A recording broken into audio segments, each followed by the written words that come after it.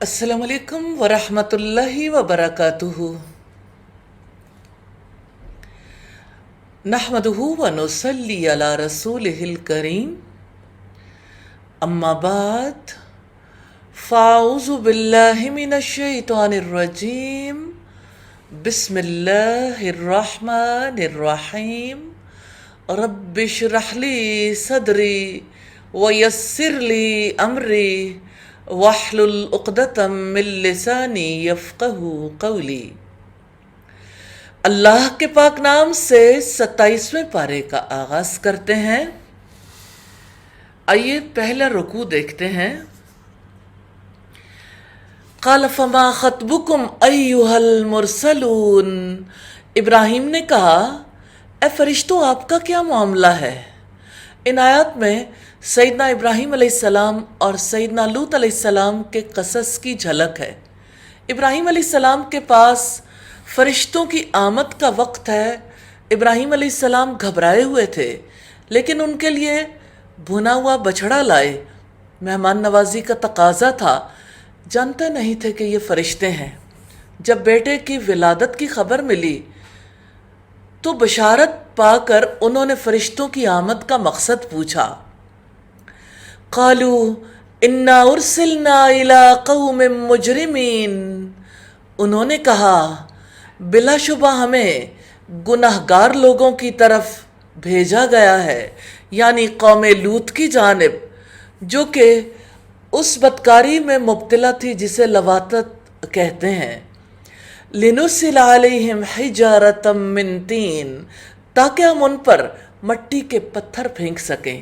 کنکر برسانے کا مقصد پوری قوم کو رجم کرنا تھا، جو حد سے گزرنے والوں کے لیے آپ کے رب کی جناب سے نشان زدہ ہیں، یعنی کنکروں کی مخصوص علامات تھیں جن کی وجہ سے پہچان لیا جاتا تھا کہ یہ عذاب کے لیے ہیں۔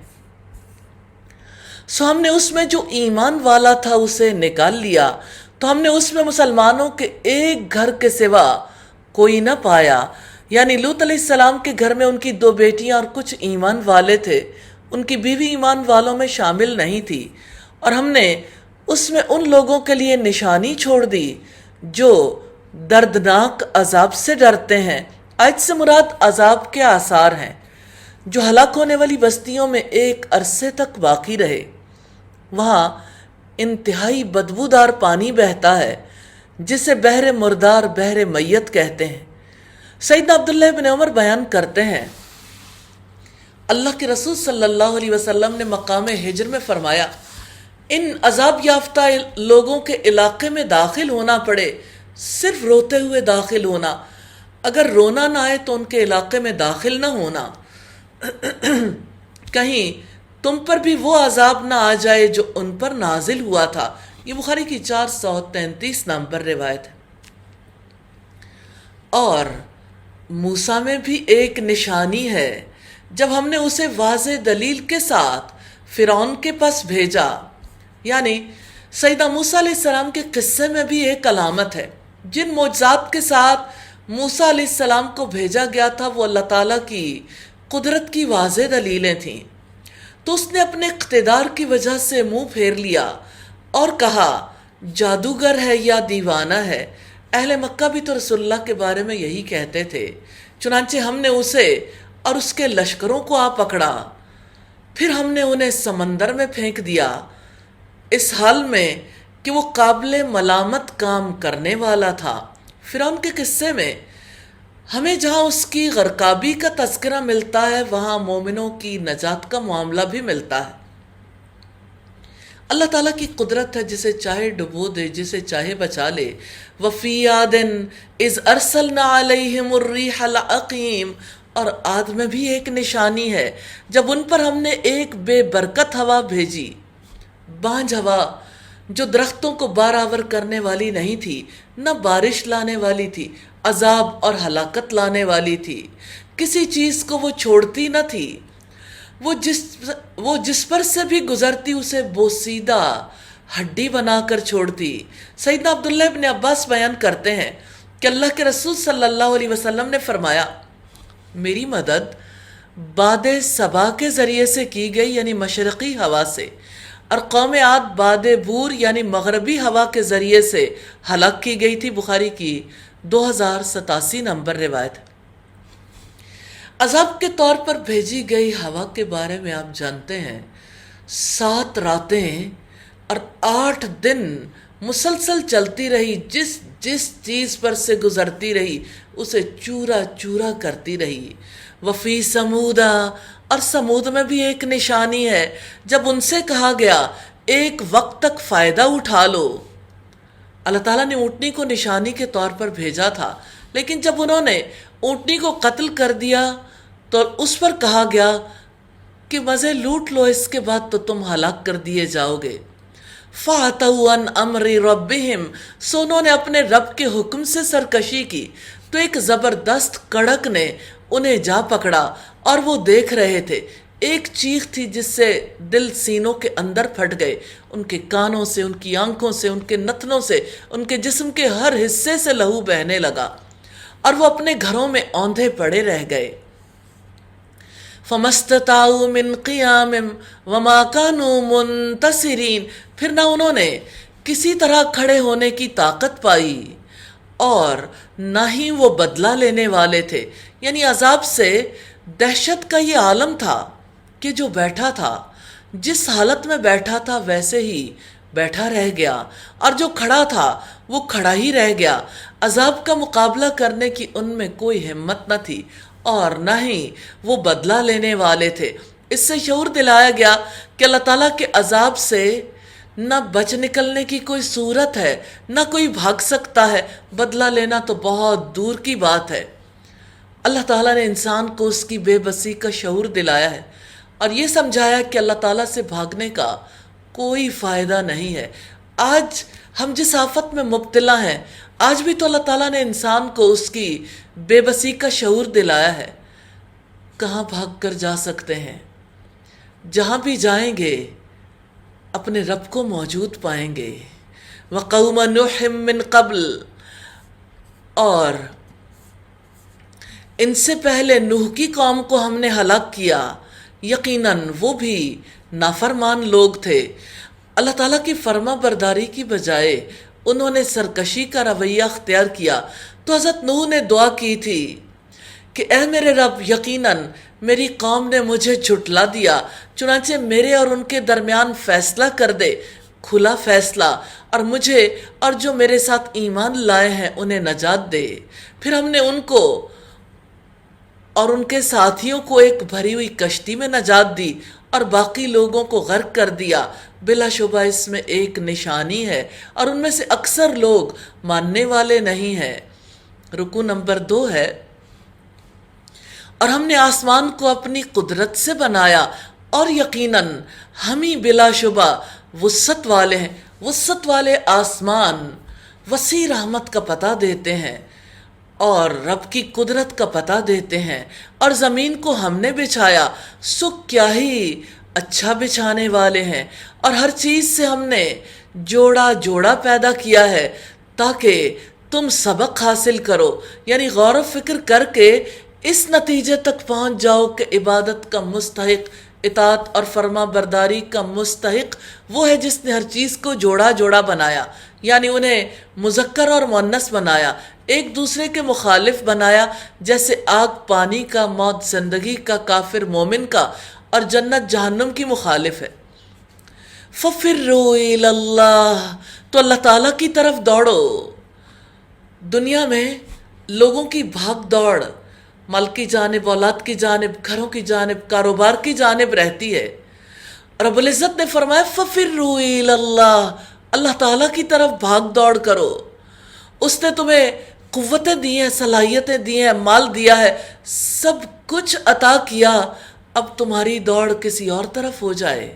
جس نے آنکھیں دیں، جس کی دی ہوئی آنکھوں سے دیکھتے ہو، ان آنکھوں کو کسی اور چیز کی طرف لگاتے ہو۔ جس نے سماعت دی، جس نے کان دیے، قوتیں دیں، پھر کان کسی اور چیز کی طرف لگاتے ہو۔ جس نے دل دیا، غور و فکر کرنے کی صلاحیت دی، پھر دل کسی اور سے لگاتے ہو۔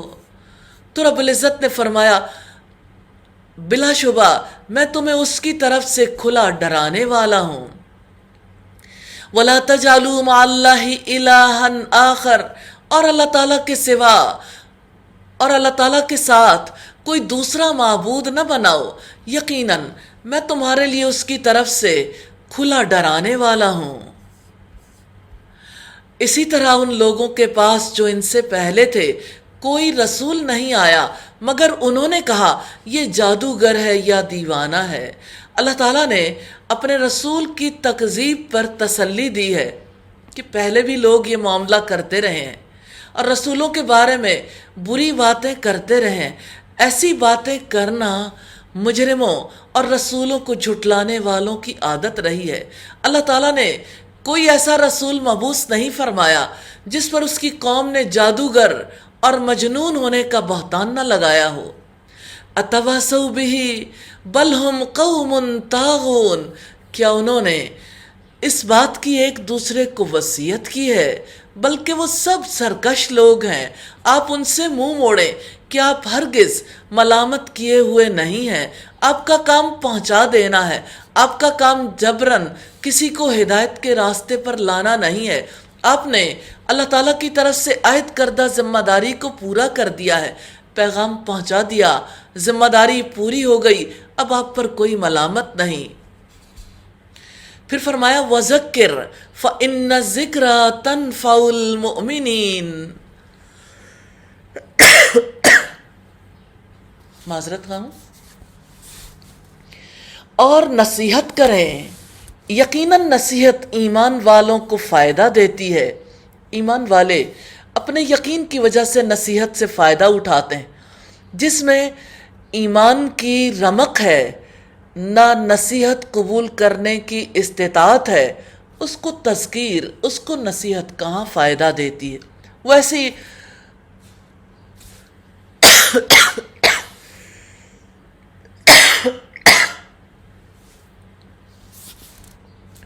ویسی شور زمین کی طرح ہے جس کو بارش کوئی فائدہ نہیں پہنچاتی۔ ایسے لوگوں کے پاس اگر ساری نشانیاں آ جائیں تب بھی وہ ایمان نہیں لاتے۔ وَمَا خَلَقْتُ الْجِنَّ وَالْإِنسَ إِلَّا لِيَعْبُدُونَ، اور میں نے جنوں اور انسانوں کو پیدا کیا ہے تاکہ وہ میری عبادت کریں۔ سیدنا ابو ہریرہ بیان کرتے ہیں کہ اللہ کے رسول صلی اللہ علیہ وسلم نے فرمایا ہر بچہ اسلام کی فطرت پر پیدا ہوتا ہے، پھر اس کے ماں باپ اسے یہودی، عیسائی، نصرانی یا مجوسی بنا لیتے ہیں۔ جیسے جانور 4 پاؤں والا ہمیشہ سالم جانور جنتا ہے، کیا تمہیں ان میں کوئی کان کٹا جانور ملتا ہے؟ مسلم کی 2658 نمبر روایت ہے۔ تو جیسے جانور صحیح سالم پیدا ہوتے ہیں ایسے انسان بھی صحیح فطرت پر پیدا ہوتے ہیں، لیکن یہ ماحول ہے جس کے اثرات انسانوں پر مرتب ہوتے ہیں۔ مَا أُرِيدُ مِنْهُمْ مِنْ رِزْقٍ، نہیں میں ارادہ رکھتا ان سے رزق کا، اور نہ ہی میں ارادہ رکھتا ہوں کہ وہ مجھے کھلائیں۔ بلا شبہ اللہ تعالیٰ ہی بے حد رزق دینے والا، طاقت والا، نہایت مضبوط ہے۔ سیدنا ابو موسیٰ اشعری بیان کرتے ہیں کہ رسول اللہ نے فرمایا اذیت کی بات سن کر صبر کرنے والا اللہ تعالیٰ سے زیادہ اور کوئی نہیں۔ لوگ اس کے لیے بیٹا بناتے ہیں اور وہ پھر بھی ان کو عافیت سے رکھتا ہے اور رزق دیتا ہے۔ چنانچہ یقیناً ان لوگوں کے لیے جنہوں نے ظلم کیا، ان کے دوستوں کے حصے جیسا حصہ، چنانچہ وہ مجھ سے طلب نہ کریں، یعنی عذاب کے لیے جلدی نہ بچائیں، کیونکہ قوموں کے بارے میں اللہ تعالیٰ کی سنت رہی ہے ہر جھٹلانے والا جو تکذیب کرتا ہے، نہ توبہ کرتا ہے، نہ رجوع کرتا ہے، اس پر ضرور عذاب واقع ہونے والا ہے، یعنی کچھ مدت مؤخر ہو جائے گا لیکن عذاب آئے گا ضرور۔ فَوَيْلٌ لِّلَّذِينَ كَفَرُوا مِنْ يَوْمِهِمُ الَّذِي يُوعَدُونَ، پھر بلا شبہ ان لوگوں کے لیے جنہوں نے کفر کیا تباہی ہے ان کے اس دن سے جس کا وہ وعدہ دیے جاتے ہیں، یعنی وہ قیامت کا دن ہے جس میں انہیں مختلف سزائیں دی جائیں گی، بیڑیاں، ہتھکڑیاں، طوق پہنائے جائیں گے، کوئی نہیں ہوگا جو اللہ تعالیٰ کے عذاب سے بچانے والا ہو۔ الحمدللہ یہاں سورہ زاریات کمپلیٹ ہوئی۔ اللہ تعالیٰ خطاؤں سے کمیوں سے درگزر فرمائے اور ہمیں اس کا سچا علم اور عمل کرنے کی توفیق نصیب فرمائے۔ اللہ کے پاک نام سے سورہ طور کا آغاز کرتے ہیں۔ مکی سورت ہے، اس میں 49 آیات اور 2 رکوع ہیں۔ سورت کا پہلا رکوع پارے کا 3 رکوع ہے۔ بسم اللہ الرحمن الرحیم۔ اللہ تعالیٰ کے نام سے جو وسیع رحمت والا نہایت رحم والا ہے۔ والطور، قسم ہے طور کی۔ طور سے مراد وہ پہاڑ ہے جس پر اللہ تعالیٰ حضرت موسیٰ علیہ السلام سے ہم کلام ہوئے تھے۔ طور کی کیا ہی شان ہے، یہ وہ پہاڑ ہے جس پر تورات کی تختیاں نازل ہوئی تھیں، اس کے شرف کی وجہ سے قسم کھائی ہے۔ وہ کتاب مستور، اور لکھی ہوئی کتاب کی، اس سے مراد لوح محفوظ بھی ہے، آسمانی کتابیں بھی اور انسان کے اعمال نامے بھی۔ فی رق منشور، ایسے کاغذ میں جو کھلا ہوا ہے۔ کچھ لوگوں کا خیال ہے اس سے مراد تورات ہے۔ والبیت المعمور، اور آباد گھر کی جو 7ویں آسمان میں فرشتوں کی عبادت گاہ ہے۔ اس گھر میں روزانہ 70,000 فرشتے عبادت کے لیے داخل ہوتے ہیں، پھر قیامت تک ان کی باری نہیں آئے گی۔ یہ بات حدیث معراج سے ثابت ہوتی ہے، مسلم کی 411 نمبر روایت ہے۔ کچھ لوگوں کے خیال میں اس سے مراد بیت اللہ ہے جو عبادت کے لیے آنے والوں سے سدا بھرا رہتا تھا، حتیٰ کہ اس گھر میں جب سیلاب آیا، لوگ تیر کر اس کا طواف کر رہے تھے، وہاں بارش آئے، آندھی آئے، طوفان آئے، اللہ تعالیٰ کا گھر تو سدا آباد رہتا تھا۔ ہاں، ایک وبا آئی تو اس گھر کو ویران کرنے کی کیسی صورتحال ہم نے دیکھی۔ یا اللہ تو اسے سدا آباد رکھنا۔ یا اللہ تو نے اپنی کتاب میں کہا والبیت المعمور، اور آباد گھر کی۔ یا اللہ یہ گھر آباد ہونے کے لیے بنا، انسانوں کے اعمال ہیں جن کی وجہ سے اس کی آباد کاری اور اس کی رونقیں ختم ہوئی۔ اے پاک پروردگار معاف کر دے، اپنے گھر کے دروازے کھول دے، الہی رحمت کے دروازے کھول دے۔ والسقف المرفوع، اور اونچی اٹھائی ہوئی چھت کی یعنی آسمان کی۔ والبحر المسجور، اور لبالب بھرے ہوئے سمندر کی۔ جس دن قیامت آئے گی یہ سمندر آگ سے بھر جائیں گے، پانی کی جگہ پر آگ اگلیں گے، جیسا کہ قرآن حکیم میں ہے وَإِذَا الْبِحَارُ سُجِّرَتْ، اور جب سمندر بھڑکا دیے جائیں گے۔ عجیب بات نہیں ہے، 2 گیسز جس سے مل کے پانی بنتا ہے، ایک جلتی ہے دوسری جلاتی ہے، اگر یہ دونوں الگ ہو جائیں تو یہ عمل شروع ہو جاتا ہے۔ ان عذاب ربک لواقع، بلا شبہ آپ کے رب کا عذاب ضرور واقع ہونے والا ہے۔ اللہ تعالیٰ نے اپنی عظیم قدرت کے دلائل دیے۔ طور، لکھی ہوئی کتاب جو ایک باریک جھلی میں ہے، آباد گھر، اونچی چھت، بھڑکائے ہوئے سمندر کی قسم کھا کر واضح کیا ہے تیرے رب کا عذاب یقیناً واقع ہونے والا ہے۔ سیدنا عمر فاروق نے ایک روز سورہ طور پڑھی، ان کی زبان سے بے ساختہ نکلا رب کعبہ کی قسم سچی ہے۔ سواری سے اترے، ایک دیوار کے ساتھ ٹیک لگا کر بیٹھے رہے۔ جب اس آیت پر پہنچے تو ایک سرد آہ بھری۔ اس کے بعد 20 دن تک بیمار رہے۔ لوگ عیادت کو آتے تھے، معلوم نہیں ہوتا تھا بیماری کیا ہے۔ سیدنا عمر نے یہ سورت 12 پڑھی تھی، سنی تھی، رسول اللہ اسے مغرب میں پڑھایا کرتے تھے، لیکن اب کی بار تو دل پر گہرا اثر چھوڑ گئی، اس لیے کہ دل تاثر کے لیے کھلا تھا، اور آیت پوری شدت اور حقیقت کے ساتھ دل کے اندر اتر گئی۔ کبھی کوئی خاص وقت ہوتا ہے جب اثرات دل کی گہرائیوں میں اتر جاتے ہیں۔ سیدنا جبیر بن مطعم کہتے ہیں کہ میں مسلمان ہونے سے پہلے ایک مرتبہ مدینہ طیبہ آیا تاکہ بدر کے قیدیوں کے بارے میں گفتگو کروں۔ میں پہنچا تو رسول اللہ مغرب کی نماز میں سورہ طور پڑھ رہے تھے اور آواز مسجد سے باہر تک پہنچ رہی تھی۔ جب یہ آیت پڑھی ان عذاب ربک لواقع ما لہ من دافع، اچانک میری حالت یہ ہوئی کہ میرا دل خوف سے پھٹ جائے گا۔ میں نے فوراً اسلام قبول کر لیا۔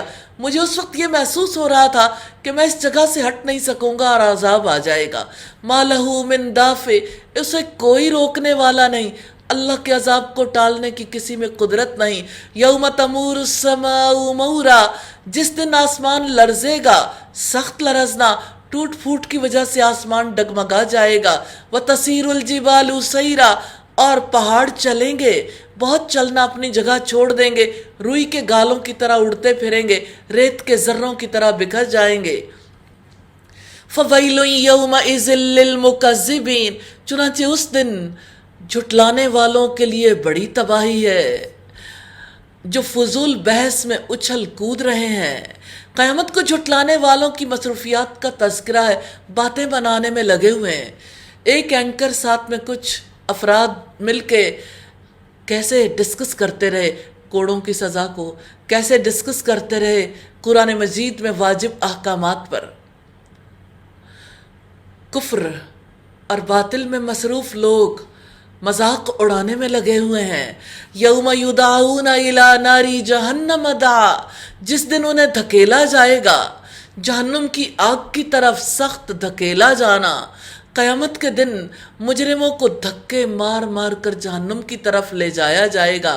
ھذہ النار التی کنتم بہا تکذبون، یہ ہے وہ آگ جسے تم جھٹلاتے تھے۔ قیامت کے دن مجرموں سے کہا جائے گا کہ جس آگ کے بارے میں اللہ کے رسول بتاتے تھے تم انہیں جادوگر کہتے تھے، جھٹلاتے تھے، تو یہ وہی آگ ہے، اور اب یہ جہنم کے فرشتے ہیں جو تمہیں بتا رہے ہیں، اسی آگ کو جھٹلاتے تھے نا۔ افسحر ھذا ام انتم لا تبصرون، تو کیا یہ جادو ہے یا تم دیکھتے ہی نہیں؟ یعنی تمہیں دنیا میں تو حق نظر نہیں آتا تھا، اب عذاب دیکھنے کے بعد اندھے ہو گئے ہو، اب بھی یقین نہیں آتا، اب اسے بھی اسی طرح دیکھتے ہو جیسے قرآن کو دیکھتے ہوئے اندھے بن جاتے تھے۔ کیا یہ آگ جادو ہے جیسے کل قرآن کو جادو سمجھتے تھے؟ اصلوہا فاصبروا او لا تصبروا سواء علیکم، اس جہنم میں داخل ہو جاؤ، پھر تم صبر کرو یا نہ کرو، تم پر برابر ہے، تمہیں انہی اعمال کا بدلہ دیا جا رہا ہے جو تم کیا کرتے تھے۔ جہنمیوں کو احساس دلایا جائے گا کہ دنیا میں تمہارے لیے نصیحت کرنا یا نہ کرنا برابر تھا، ڈرانا یا نہ ڈرانا برابر تھا، آج اسی طرح سے تم صبر کرو یا نہ کرو، تمہارے لیے برابر ہے، تمہارے لیے یہی آگ ہے۔ یہ احساس اس لیے دلایا جائے گا کہ چیخو، پکارو، خاموش رہو، اپنے اعمال کی جزا کی وجہ سے تم اسی حالت میں رہو گے، تمہاری غذا پی بھی ہے، تمہارا پینا زخموں کا دھوبن ہی ہے، اور تمہارے لیے اوڑھنا بچھونا آگ ہی ہے۔ اس سے وہ حسرت میں مبتلا ہو جائیں گے کہ کاش ایک بار دنیا میں جانے کا موقع مل جائے تو ہم نیک بن جائیں گے۔ ان المتقین فی جنات و نعیم، متقی لوگ بلا شبہ باغوں اور بڑی نعمتوں میں ہوں گے۔ اللہ تعالیٰ سے ڈر کر رہنے والوں کے لیے باغات اور نعمتیں ہیں، ان کے گھر، ان کے لباس، کھانے، حسین و جمیل بیویاں، یہ نعمتیں دنیا کی نعمتوں سے بہت بڑھ کر ہوں گی، نہ جسے کسی آنکھ نے دیکھا، نہ کانوں نے سنا، نہ دل نے اس کا اندازہ لگایا۔ وہ لطف اندوز ہونے والے ہوں اس سے جو ان کے رب نے انہیں دیا، اور ان کے رب نے انہیں بھڑکتی ہوئی آگ کے عذاب سے بچا لیا ہے۔ اہل جنت ان چیزوں سے لطف اندوز ہوں گے جو ان کے رب نے دی ہوں گی۔ خوب مزے سے کھاؤ اور پیو اس کے بدلے میں جو تم عمل کیا کرتے تھے، یعنی یہ تمہارے اعمال کا صلہ ہے۔ اس آیت سے پتہ چلتا ہے ایمان کے ساتھ نیک اعمال ضروری ہیں۔ متقین علی سرر مصفوفہ، وہ صف بصف تکیوں پر، تختوں پر تکیہ لگائے ہوئے ہوں گے، اور ہم نے ان کا نکاح کر دیا سفید رنگت اور بڑی آنکھوں والی حوروں سے۔ جنتی بہت ہی عمدہ ترتیب سے بیٹھیں گے، آپس میں خوشگوار گفتگو کریں گے، جنتی حوروں سے ان کا نکاح کر دیا جائے گا۔ کچھ لوگوں نے کہا ہے کہ وہ بھی ایک دوسرے کے سامنے ہوں گے جیسے فوجیں ایک دوسرے کے سامنے ہوتی ہیں، یعنی تختوں پر آمنے سامنے بیٹھے ہوں گے۔ اور جو لوگ ایمان لائے اور ان کی اولاد جو ایمان کے ساتھ ان کے پیچھے چلی، ہم ان کی اولاد کو ان کے ساتھ میں لا دیں گے، اور ان کے عمل میں اس میں سے کچھ بھی کمی نہیں کریں گے، ہر شخص اس کے بدلے۔ کل امرئ بما کسب رہین، ہر شخص اس کے بدلے جو اس نے کمایا گروی رکھا ہوا ہے۔ کمائی دے گا تو فکے رہن کروائے گا، اور جو پھل اور گوشت وہ چاہیں گے ہم انہیں زیادہ دیتے رہیں گے۔ وہ ایک دوسرے سے جام شراب چھینے جھپٹیں گے جس میں نہ بیہودہ گوئی ہوگی اور نہ گناہ میں ڈالنا، اور ان کے لیے نو عمر غلام پھر رہے ہوں گے گویا وہ چھپا کر رکھے موتی ہوں، اور وہ ایک دوسرے کی طرف متوجہ ہوں گے، وہ ایک دوسرے سے سوال کرتے ہوں گے، وہ کہیں گے اس سے پہلے ہم اپنے اہل و عیال میں ڈرنے والے تھے، چنانچہ اللہ تعالیٰ نے ہم پر احسان کیا، ہمیں زہریلی لو کے عذاب سے بچا لیا، بلا شبہ ہم پہلے ہی اس سے دعائیں کیا کرتے تھے، یقیناً وہ بہت احسان کرنے والا نہایت رحم والا ہے۔ رکوع نمبر 4 ہے، فَذَكِّرْ فَمَا أَنْتَ بِنِعْمَةِ رَبِّكَ بِكَاهِنٍ وَلَا مَجْنُونٍ، پس آپ نصیحت کریں کہ اپنے رب کے فضل سے آپ ہرگز نہ کاہن ہیں اور نہ ہی دیوانے ہیں۔ رسول اللہ صلی اللہ علیہ وسلم کو نصیحت کی جا رہی ہے کہ آپ پر اللہ تعالیٰ کے فضل و کرم سے باقاعدہ وحی آتی ہے، آپ شیطان کی دی ہوئی خبروں کی وجہ سے کاہن نہیں ہیں اور نہ ہی دیوانے ہیں۔ جو کلام آپ لوگوں کو پڑھ کر سناتے ہیں وہ حکمت بھرا ہے، کسی دیوانے کی گفتگو نہیں ہے۔ ام یقولون شاعر، کیا وہ کہتے ہیں کہ یہ ایک شاعر ہے؟ کیونکہ رسول اللہ کلام پیش کر رہے تھے جو دلوں کو چھو رہا تھا، اور وہ شاعری کا دور تھا جس پر ہم گردش زمانہ کا انتظار کر رہے ہیں، یعنی زمانے کے حادثوں سے رسول اللہ کو موت آ جائے اور ہمیں چین آ جائے، نعوذ باللہ، جو اس دعوت کی وجہ سے ہم سے چھن گیا ہے۔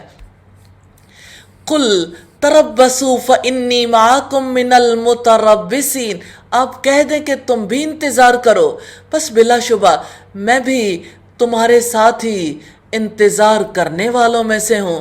یعنی ہم پہلے دیکھتے ہیں کہ کس کی موت آتی ہے، ہلاکت اور بربادی کس کا مقدر بنتی ہے۔ ام تأمرہم احلامہم، یا ان کی عقل انہیں یہ حکم دیتی ہے، یا وہ لوگ حد سے گزرنے والے ہیں۔ اللہ تعالیٰ نے 2 سوال کیے ہیں، کیا ان کی عقلیں انہیں غلط اور جھوٹ بات کہنے کا حکم دیتی ہیں؟ دوسری بات ہے، یا سرکشی اور گمراہی اور جھوٹے پروپیگنڈے پر ان کی عقل آمادہ کرتی ہے۔ اس طرح ان کے کردار کے بارے میں پتہ چلتا ہے کہ وہ بے عقل ہیں، سرکش اور گمراہ ہیں۔ دنیا میں ایسا نہیں ہے کہ ایسے لوگ مکہ ہی میں پائے جاتے تھے، ہر جگہ ہر زمانے میں ایسے سرکش لوگ موجود ہیں جو اپنی عقل سے کام نہیں لیتے، جو ان لوگوں پر اعتراضات کرنے کے لیے جو اللہ تعالیٰ کے دین کی دعوت کو لے کر اٹھتے ہیں اپنی زبانوں کو بے لگام چھوڑ دیتے ہیں، ان کے خلاف پروپیگنڈا کرتے ہیں، ان کے کردار کی دھجیاں بکھیر دیتے ہیں تاکہ لوگ اللہ تعالیٰ کی ذات سے تعلق نہ جوڑ سکیں۔ کتنا گھٹیا مقصد ہے کہ وہ داعی کو ذلیل اور رسوا نہیں کرتے، دراصل ان کا مقصد یہ ہوتا ہے کہ لوگ دعوت سے رک جائیں، لوگ اس پیغام سے رک جائیں۔ ام یقولون تقولہ بل لا یؤمنون، یا وہ کہتے ہیں کہ اس نے خود ہی سے گھڑ لیا ہے بلکہ وہ ایمان ہی نہیں لاتے۔ یعنی ان کا کفر انہیں الزام تراشی پر آمادہ کرتا ہے، چنانچہ اگر وہ سچے ہیں تو اس جیسی ایک ہی بات بنا کر لے آئیں، یعنی ایسا کلام بنا کر لے آئیں جس کے مضامین زندگی کی اصلاح کرنے والے ہوں، جس میں بلاغت ہو، جس کا اسلوب ایسا ہو جس کی وجہ سے زندگی کے مسائل حل ہو جائیں۔ ام خلقوا من غیر شیء ام هم الخالقون، کیا وہ کسی خالق کے بغیر خود ہی پیدا ہو گئے ہیں یا وہ خود ہی پیدا کرنے والے ہیں؟ یہ سوال اس لیے کیا گیا کہ خالق کی ہدایت کے مطابق تو چلنا پڑتا ہے۔ اب جب یہ اپنے خالق کی ہدایت پر نہیں چل پاتے تو یہ بتائیں کہ کسی خالق کے بغیر ہی پیدا ہو گئے۔ اگر ایسا ہے تو پھر کسی کا بھی حق نہیں کہ انہیں کسی چیز کا حکم دے یا کسی چیز سے روکے، لیکن اگر انہیں ایک خالق نے پیدا کیا ہے تو ان کے پیدا کرنے کا مقصد ہے۔ خالق پیدا کر کے یوں ہی کیسے چھوڑ سکتا ہے؟ یا وہ خود ہی پیدا کرنے والے ہیں؟ اللہ تعالیٰ نے شعور کو بیدار کیا ہے کہ کیا یہ خود خالق ہیں؟ نہیں، خود کو خود نہیں تخلیق کیا، اللہ تعالیٰ نے تخلیق کیا ہے، تو جس کی تخلیق اس کی مرضی۔ ام خلق السماوات والارض، یا آسمانوں اور زمین کو انہوں نے پیدا کیا ہے، بلکہ وہ یقین ہی نہیں رکھتے۔ اللہ تعالیٰ نے شعور بیدار کیا ہے کہ یہ بتاؤ اپنے آپ کو خود بنایا تھا یا کسی اور کو پیدا کیا ہے؟ اس سوال سے انسان کے پاؤں تلے کی زمین کھنچتی ہے۔ رب العزت نے کہا یہ بتاؤ خالق کون ہے؟ اگر آپ نے اپنے آپ کو پیدا نہیں کیا تو یہ بتاؤ زمین و آسمان کا خالق کون ہے؟ کیا آپ نے زمین و آسمان بنائے ہیں؟ پھر مان کیوں نہیں لیتے؟ یقین کیوں نہیں کر لیتے؟ ام عندہم خزائن ربک ام ہم المسیطرون، یا ان کے پاس آپ کے رب کے خزانے ہیں یا وہی حکم چلانے والے ہیں؟ یعنی یہ بتاؤ جس کے پاس کوئی خزانہ ہوتا ہے وہ تو خزانے کا اختیار رکھتا ہے، کیا اللہ تعالیٰ کی رحمت کے خزانے ان کے پاس ہیں؟ کیا وہ رب کی رحمت کو تقسیم کریں گے؟ کیا وہ کسی کو نبی بنائیں گے؟ وہ کسی پر وحی اتاریں گے؟ جس کو چاہے نبوت عطا کریں گے، جس کو چاہے رزق دیں گے، جس سے چاہے روک لیں گے، یا وہی حکم چلانے والے داروغہ، نگہبان اور محافظ کو کہتے ہیں؟ یا اس سے مراد ہے کیا اللہ تعالیٰ کی رحمتوں کے یہ محافظ ہیں کہ تقسیم کے اختیارات ان کو مل گئے؟ جیسے آج یوں لگتا ہے، جب اب بھی نیوز سنتے ہوں گے، اب بھی ایسی سائٹس دیکھتے ہوں گے WHO کی اور باقی، جس سے پتہ چلتا ہے کہ آج کی صورتحال کیا ہے، ماضی میں کیا تھی، آئندہ کیا ہونے والی ہے۔ لیکن عجیب بات ہے، کہیں بھی فارمولا فٹ تو نہیں آتا کہ فلاں عرصے تک اتنی ڈیتھس فلاں علاقے میں ہو جائیں گی۔ یہ تو اللہ کا اختیار ہے۔ اس قدر بے ترتیب ہے سلسلہ کہ یہ بے ترتیبی بتاتی ہے مالک اور ہے، اختیار کسی اور کے پاس ہے۔ ہاں، آپ اندازہ لگا سکتے ہو، لیکن اندازے ضروری نہیں کہ درست ثابت ہو جائیں۔ ام لہم سلم، یا ان کے پاس کوئی سیڑھی ہے جس پر چڑھ کر وہ غور سے سنتے ہیں، تو ان کے سننے والے کو چاہیے کہ واضح دلیل لائے۔ وہی اللہ تعالیٰ کی طرف سے آسمان سے آتی ہے، تو اگر وہ کہتے ہیں ان کا اختیار ہے تو جائیں آسمان پر چڑھیں، وہی کو روک دیں جو محمد صلی اللہ علیہ وسلم پر نازل ہوئی، اس وحی کے آنے کو بند کر دیں۔ اگر ان کا کوئی زور چلتا ہے، آسمان والوں پر زور چلا کر دیکھیں، فرشتوں کی باتیں سن کر دیکھیں، وحی کی معلومات لے کر دیکھیں، تو ان کے سننے والے کو چاہیے کہ واضح دلیل لائے۔ اللہ تعالیٰ نے انہیں بے دلیل ثابت کرنے کے لیے آسمانوں پر جانے کی دلیل طلب کی، یعنی جا کر سن سکتے ہو تو سناؤ۔ ام لہ البنات ولکم البنون، کیا اس کے لیے بیٹیاں ہیں اور تمہارے لیے بیٹے؟ یعنی اپنے لیے تو تم بیٹی پسند نہ کرو، اور تمہاری سوچ یہیں تک پہنچتی ہے کہ اللہ تعالیٰ کے لیے تم بیٹیاں بنا دو۔ یعنی گویا تم اللہ تعالیٰ کو اتنا بے وقت سمجھتے ہو، نعوذ باللہ، کہ تم بڑے زوراور ہو، اپنے لیے بیٹے پسند کرتے ہو، اور اللہ تعالیٰ کو نہ اولاد کی ضرورت ہے اور نہ وہ کسی کی اولاد ہے، جبکہ تم خود بیٹھ کر اس کے لیے بیٹیاں گھڑتے ہو، لکھتے ہو، کہتے ہو، زبانوں سے کہتے ہو۔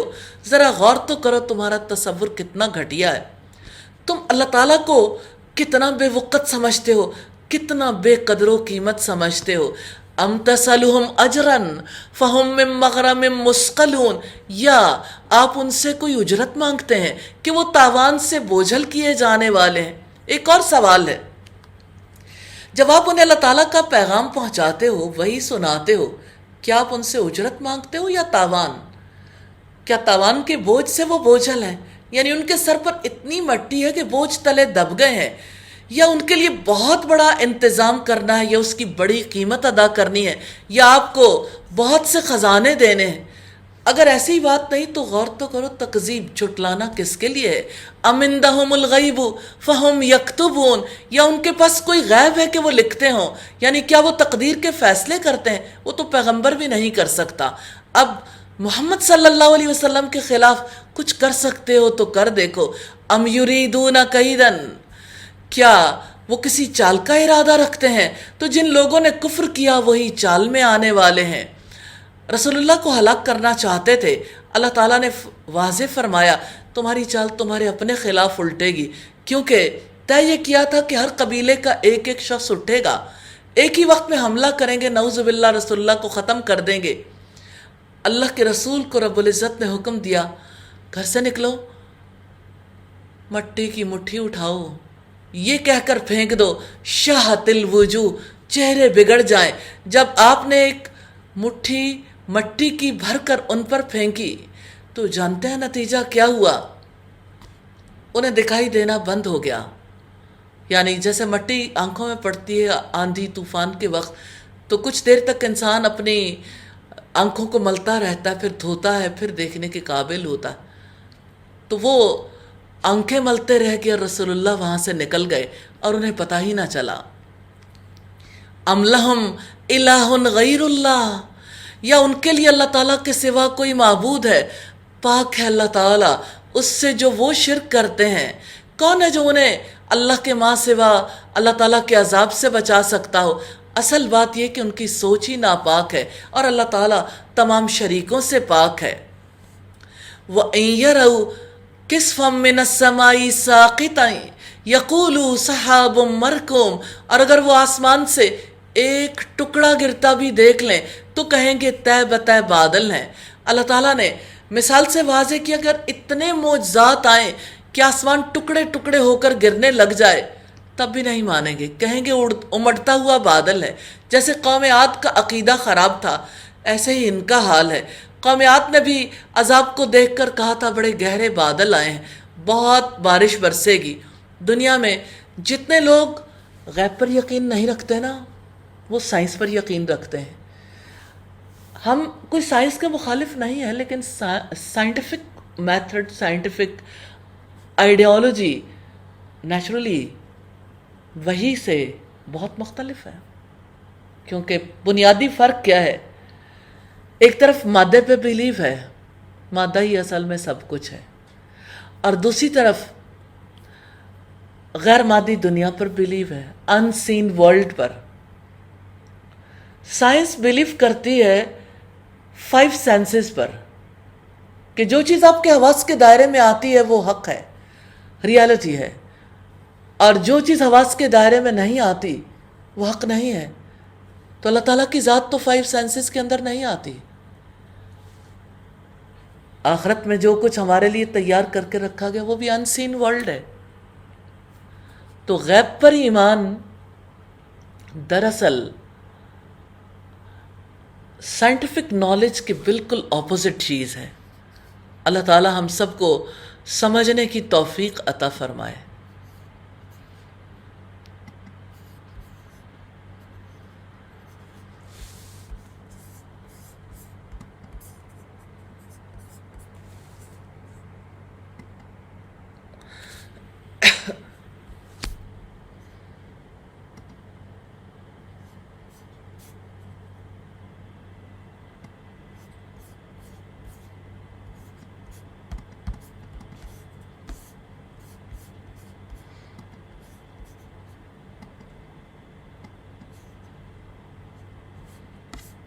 معذرت خواہوں،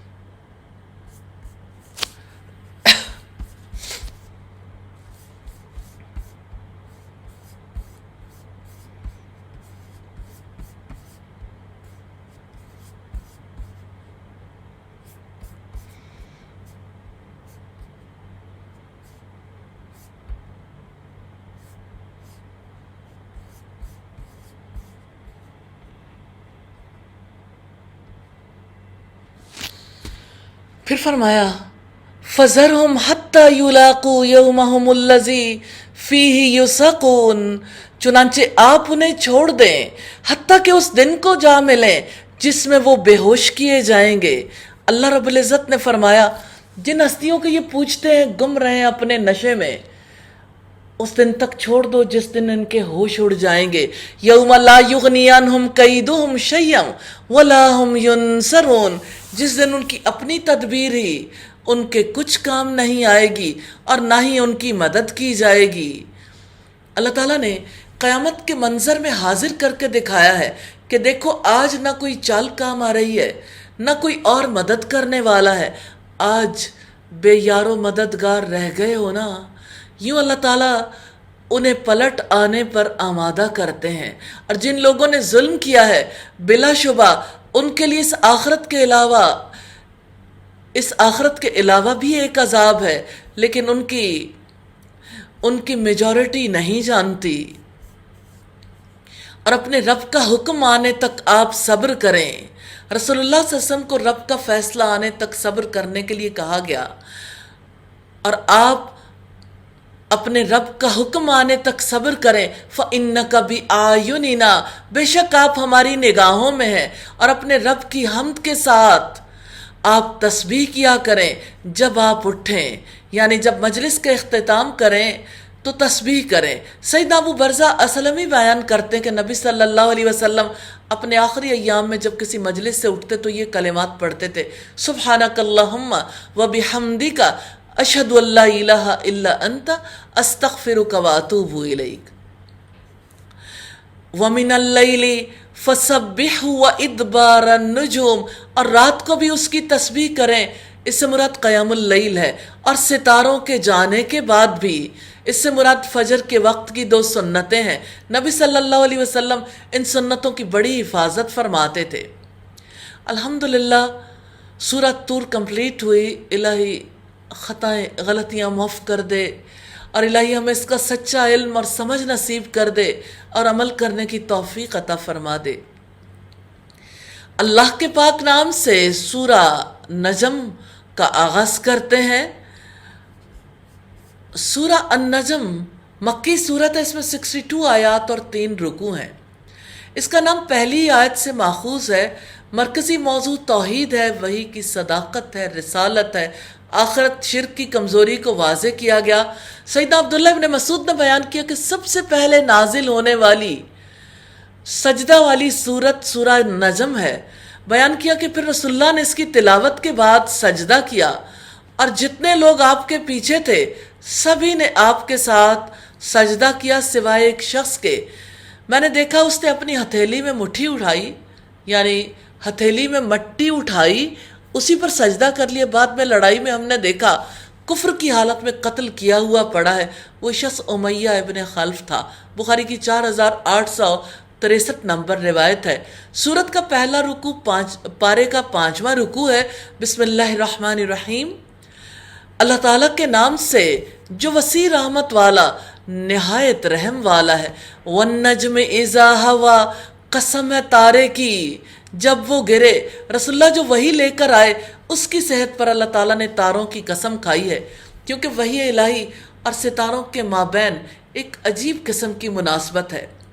اللہ تعالیٰ نے آسمان کو تاروں سے زینت دی ہے، اسی طرح سے اللہ تعالیٰ نے وحی اور اس کے آثار کو زمین والوں کے لیے زینت بنا دیا۔ اگر انبیاء کرام اور ان کو دیا گیا یہ علم نہ ہوتا تو لوگ اندھیروں میں بھٹکتے رہتے۔ جیسے تاریک شب میں وہ تاروں سے روشنی پاتے ہیں، اسی طرح سے زمین والے اللہ تعالیٰ کی وحی سے ہدایت پاتے ہیں۔ ما ضل صاحبکم وما غوی، تمہارا ساتھی نہ ہی بھٹکا ہے اور نہ ہی بہکا ہے۔ 40 سال تمہارے درمیان گزارے ہیں، اچانک اللہ کا پیغام آنے کے بعد کیا وہ بہک گیا ہے یا بھٹک گیا ہے؟ رسول اللہ کی صداقت کو کفار مکہ پر واضح کیا گیا ہے کہ زندگی کا طویل عرصہ آپ کے درمیان گزارا، آپ صادق اور امین کہتے ہو۔ کیا یاد نہیں نبوت سے 5 سال پہلے کا واقعہ، جب حجر اسود کی تنصیب کا مسئلہ تھا، طے شدہ پروگرام کے مطابق جب سب سے پہلے رسول اللہ انٹر ہوئے، تم دیکھ کر پکار اٹھے تھے، ہاں آپ صادق اور امین ہیں، ہمیں آپ کے فیصلے پر بھروسہ ہے۔ جس کو ساری زندگی سچا کہتے رہے، امانت دار کہتے رہے، اب اسے جھوٹا اور خائن کہتے ہو، اس کا مذاق اڑاتے ہو اور وحی کا انکار کرتے ہو۔ وَمَا يَنطِقُ عَنِ الْهَوَىٰ، اور وہ اپنی خواہش سے بات نہیں کہتا، جو بھی کہتا ہے اللہ تعالیٰ کے حکم سے۔ إِنْ هُوَ إِلَّا وَحْيٌ يُوحَىٰ، وہ صرف ایک وحی ہے جو نازل کی جاتی ہے۔ صاحب فتح البیان لکھتے ہیں کہ یہ آیت دلیل ہے کہ نبی صلی اللہ علیہ وسلم کی سنت وہی ہوتی تھی جو آپ کے دل پر ڈال دی جاتی تھی۔ آپ غضب کی حالت میں یا خوشی کی حالت میں جو بھی بات کرتے تھے حق ہوتی تھی۔ علمہ شدید القوہ، اس کو نہایت مضبوط قوتوں والے فرشتے نے تعلیم دی ہے، یعنی جبریل امین نے، جو بہت طاقتور ہیں، شیاطین ان سے وحی کو اچک نہیں سکتے تھے۔ سیدنا عبداللہ بن مسعود بیان کرتے ہیں محمد صلی اللہ علیہ وسلم نے حضرت جبریل کو دیکھا، ان کے 600 پر تھے۔ بخاری کی کتاب التفسیر کی روایت ہے 4856 نمبر پر۔ ذو مرہ فاستویٰ، جو بڑی طاقت والا ہے چنانچہ وہ بلند ہوا، یعنی وہ قوت خلق اور ظاہری اور باطنی جمال کا حامل ہے۔ وَهُوَ بِالْأُفُقِ الْأَعْلَىٰ، اس حال میں کہ وہ آسمان کے بلند کنارے پر تھا۔ آسمان کا افق جو زمین سے بلند ہوتا ہے، اس کا شمار ان ارواح عالیہ میں ہوتا ہے جنہیں شیاطین حاصل نہیں کر سکتے، نہ ان تک پہنچنے کی طاقت رکھتے ہیں۔ ثُمَّ دَنَا فَتَدَلَّىٰ، پھر وہ قریب آیا بس وہ اتر آیا، یعنی وہی پہنچانے کے لیے سیدنا جبریل علیہ السلام قریب آ گئے۔ فَكَانَ قَابَ قَوْسَيْنِ أَوْ أَدْنَىٰ، چنانچہ وہ 2 کمانوں کے برابر یا اس سے زیادہ قریب ہو گیا، یعنی سیدنا جبریل علیہ السلام اور آپ صلی اللہ علیہ وسلم کے درمیان کوئی واسطہ نہیں تھا، وہی لے کر بالمشافہ نبی صلی اللہ علیہ وسلم سے ملے۔ کیا ہی وہ منظر ہوگا۔ فَأَوْحَىٰ إِلَىٰ عَبْدِهِ مَا أَوْحَىٰ، سو اس نے اللہ تعالیٰ کے بندے کی طرف وحی کی جو کچھ بھی اس نے وحی کی، یعنی سیدنا جبریل علیہ السلام کے توسط سے یہ وحی محمد صلی اللہ علیہ وسلم پر نازل کی گئی، اور وہ عظیم شریعت اور عظیم خبریں آپ کو دی گئیں جو اس واسطے کے بغیر آپ تک نہیں پہنچ سکتی تھیں۔ ما کذب الفؤاد ما رأى، دل نے جھوٹ نہیں بولا جو اس نے دیکھا۔ اس سے مراد اللہ تعالیٰ کی وہ عظیم نشانیاں ہیں جن کا مشاہدہ آپ نے معراج کی رات کیا تھا اور دل نے یقین بھی کر لیا تھا۔ نبی صلی اللہ علیہ وسلم اللہ تعالیٰ سے ہم کلام ہوئے، آپ نے جنت دیکھی، دوزخ دیکھی، آل فرعون کو دیکھا، نظر نے جو کچھ دیکھا اس میں جھوٹ نہیں ملایا۔ افتمارونہ علی ما یری، کیا پھر تم اس سے جھگڑتے ہو جسے وہ آنکھوں سے دیکھتا ہے، یعنی جو معراج کی رات آپ صلی اللہ علیہ وسلم نے اپنی آنکھوں سے دیکھا، کیا آپ اس کے بارے میں ان سے جھگڑا کرتے ہو؟ وَلَقَدْ رَآهُ نَزْلَةً أُخْرَىٰ، حالانکہ بلا شبہ یقیناً اس رسول نے ایک مرتبہ اور بھی اسے یعنی جبریل امین کو اترتے ہوئے دیکھا تھا۔ نبی صلی اللہ علیہ وسلم کے بارے میں سیدہ عائشہ سے سوال کیا گیا، اے ایمان والوں کی ماں، کیا محمد صلی اللہ علیہ وسلم نے معراج کی رات میں اپنے رب کو دیکھا تھا؟ سیدہ عائشہ نے کہا، تم نے ایسی بات کہی میرے رونگٹے کھڑے ہو گئے۔ کیا تم ان 3 باتوں سے واقف ہو؟ جو شخص بھی ان میں سے یہ 3 باتیں بیان کرے وہ جھوٹا ہے۔ جو شخص یہ کہتا ہے کہ محمد صلی اللہ علیہ وسلم نے شب معراج میں اپنے رب کو دیکھا تھا وہ جھوٹا ہے۔ پھر انہوں نے آیت پڑھی، لا تدرکہ الابصار وہو یدرک الابصار، نگاہیں اس کو پا نہیں سکتی، وہ نگاہوں کو پا لیتا ہے۔ آپ نے من ورائی حجاب تک تلاوت کی۔ تو آپ نے جس کو دیکھا تھا وہ سیدنا جبریل علیہ السلام تھے، ایک بار سدرۃ المنتہا کے پاس، دوسری بار اجیاد میں۔ ان کے 600 پر تھے جنہوں نے افق کو ڈھانپ رکھا تھا۔ عند سدرۃ المنتہا، انتہائی حد کی بیری کے پاس ایک عظیم درخت ہے جو 7ویں آسمان پر پایا جاتا ہے۔ عندہا جنت المأویٰ، اسی کے پاس ہمیشہ رہنے کی جنت ہے۔ جبکہ سدرہ بیری کو ڈھانپ رہا تھا، وہ جو ڈھانپ رہا تھا یعنی امر الہی، اسے ایک عظیم چیز نے ڈھانپ رکھا تھا، اس کا وصف اللہ تعالیٰ کے سوا کوئی نہیں جانتا۔ ما زاغ البصر وما طغیٰ، نگاہ یہ کس کی نگاہ ہے؟ محمد صلی اللہ علیہ وسلم کی نگاہ نہ ہی ادھر ادھر ہوئی اور نہ ہی وہ حد سے بڑھی، انتہائی ادب کی تصویر کشی ہے۔ رسول اللہ صلی اللہ علیہ وسلم نے پہلی وحی سے لے کر سورہ نجم تک کیسی تربیت حاصل کی تھی۔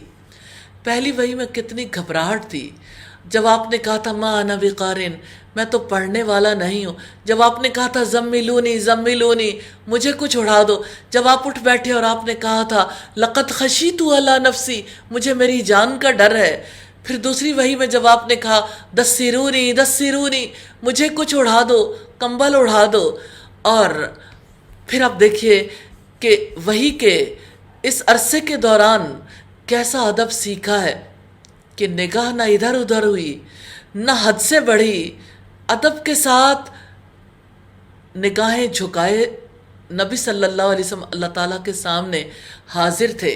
ارد گرد عذاب تھے، ارد گرد نعمتیں تھیں، اتنی تجلیات تھیں، لیکن آپ کی شخصیت میں اتنا ٹھہراؤ آ گیا تھا، اتنی تربیت کے بغیر یہ ٹھہراؤ نہیں آ سکتا۔ آپ کے ادب کو سامنے رکھا گیا۔ آج تک انسان ایسا خواب نہیں دیکھ سکے کہ زمین سے کسی سیارے تک پہنچنے کے لیے انسان اس اذیت کو برداشت کر سکے جو اتنی تیزی سے سفر کرنے کی وجہ سے جسم پر مرتب ہوتا ہے۔ اللہ تعالیٰ کیسے رسول اللہ کو زمین سے 7ویں آسمان سدرۃ المنتہا تک لے گئے، اور آپ سوچئے کہ اللہ تعالیٰ نے کیسے رسول اللہ کو تھکاوٹ سے بچایا۔ وہ جو چاہے کر سکتا ہے، لیکن اب صلی اللہ علیہ وسلم کی اس وقت کیفیت کیا تھی؟ انتہائی ادب ہے، کوئی گھبراہٹ نہیں، کوئی ایکسائٹمنٹ نہیں۔ آپ کسی انتہائی خوبصورت مقام پر جاتے ہیں، پہلا کام کیا ہوتا ہے؟ ادھر ادھر دیکھتے ہیں یہ جگہ کیسی ہے، لیکن جنت دیکھنے والے، سدرۃ المنتہا دیکھنے والے رسول اللہ صلی اللہ علیہ وسلم نے ایک بار بھی نظر بھر کر نہیں دیکھا۔ جو دکھایا گیا وہ دیکھا، جو نہیں دکھایا گیا اس کی طرف نظر نہیں کی۔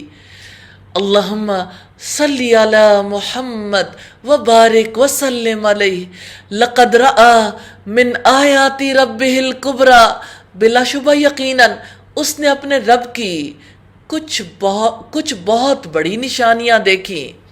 سیدنا عبداللہ ابن مسعود نے اس آیت کے بارے میں بتایا کہ نبی صلی اللہ علیہ وسلم نے رف رف سبز فرش کو دیکھا جس نے آسمان کے کناروں کو ڈھانپ لیا تھا۔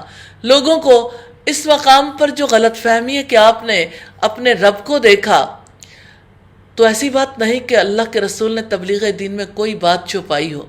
اللہ تعالیٰ نے تو حکم دیا یا ایھا الرسول بلغ ما انزل الیک من ربک، اے رسول پہنچا دیجئے وہ سب کچھ جو آپ کے رب کی طرف سے آپ پر اتارا گیا ہے۔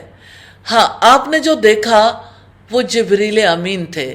سیدنا انس بیان کرتے ہیں کہ رسول اللہ صلی اللہ علیہ وسلم نے فرمایا، میں جنت کی سیر کر رہا تھا، ایک نہر میرے سامنے لائی گئی، اس کے دونوں طرف موتیوں کے خیمے تھے۔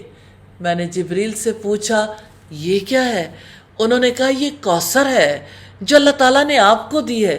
پھر انہوں نے ہاتھ ڈالا اور اس کی مٹی نکالی تو وہ مشک تھی۔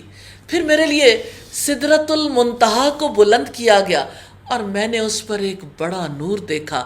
ترمذی کی 3360 نمبر روایت ہے۔ افرائیتم اللات والعزیٰ، کیا تم نے لات اور عزیٰ کو دیکھا؟ یہ دو بت تھے جنہیں مشرکین عرب پوجتے تھے۔ ومناۃ الثالثۃ الاخریٰ، اور ایک تیسری منات کو جو بت مکہ اور مدینہ کے درمیان رکھا گیا تھا۔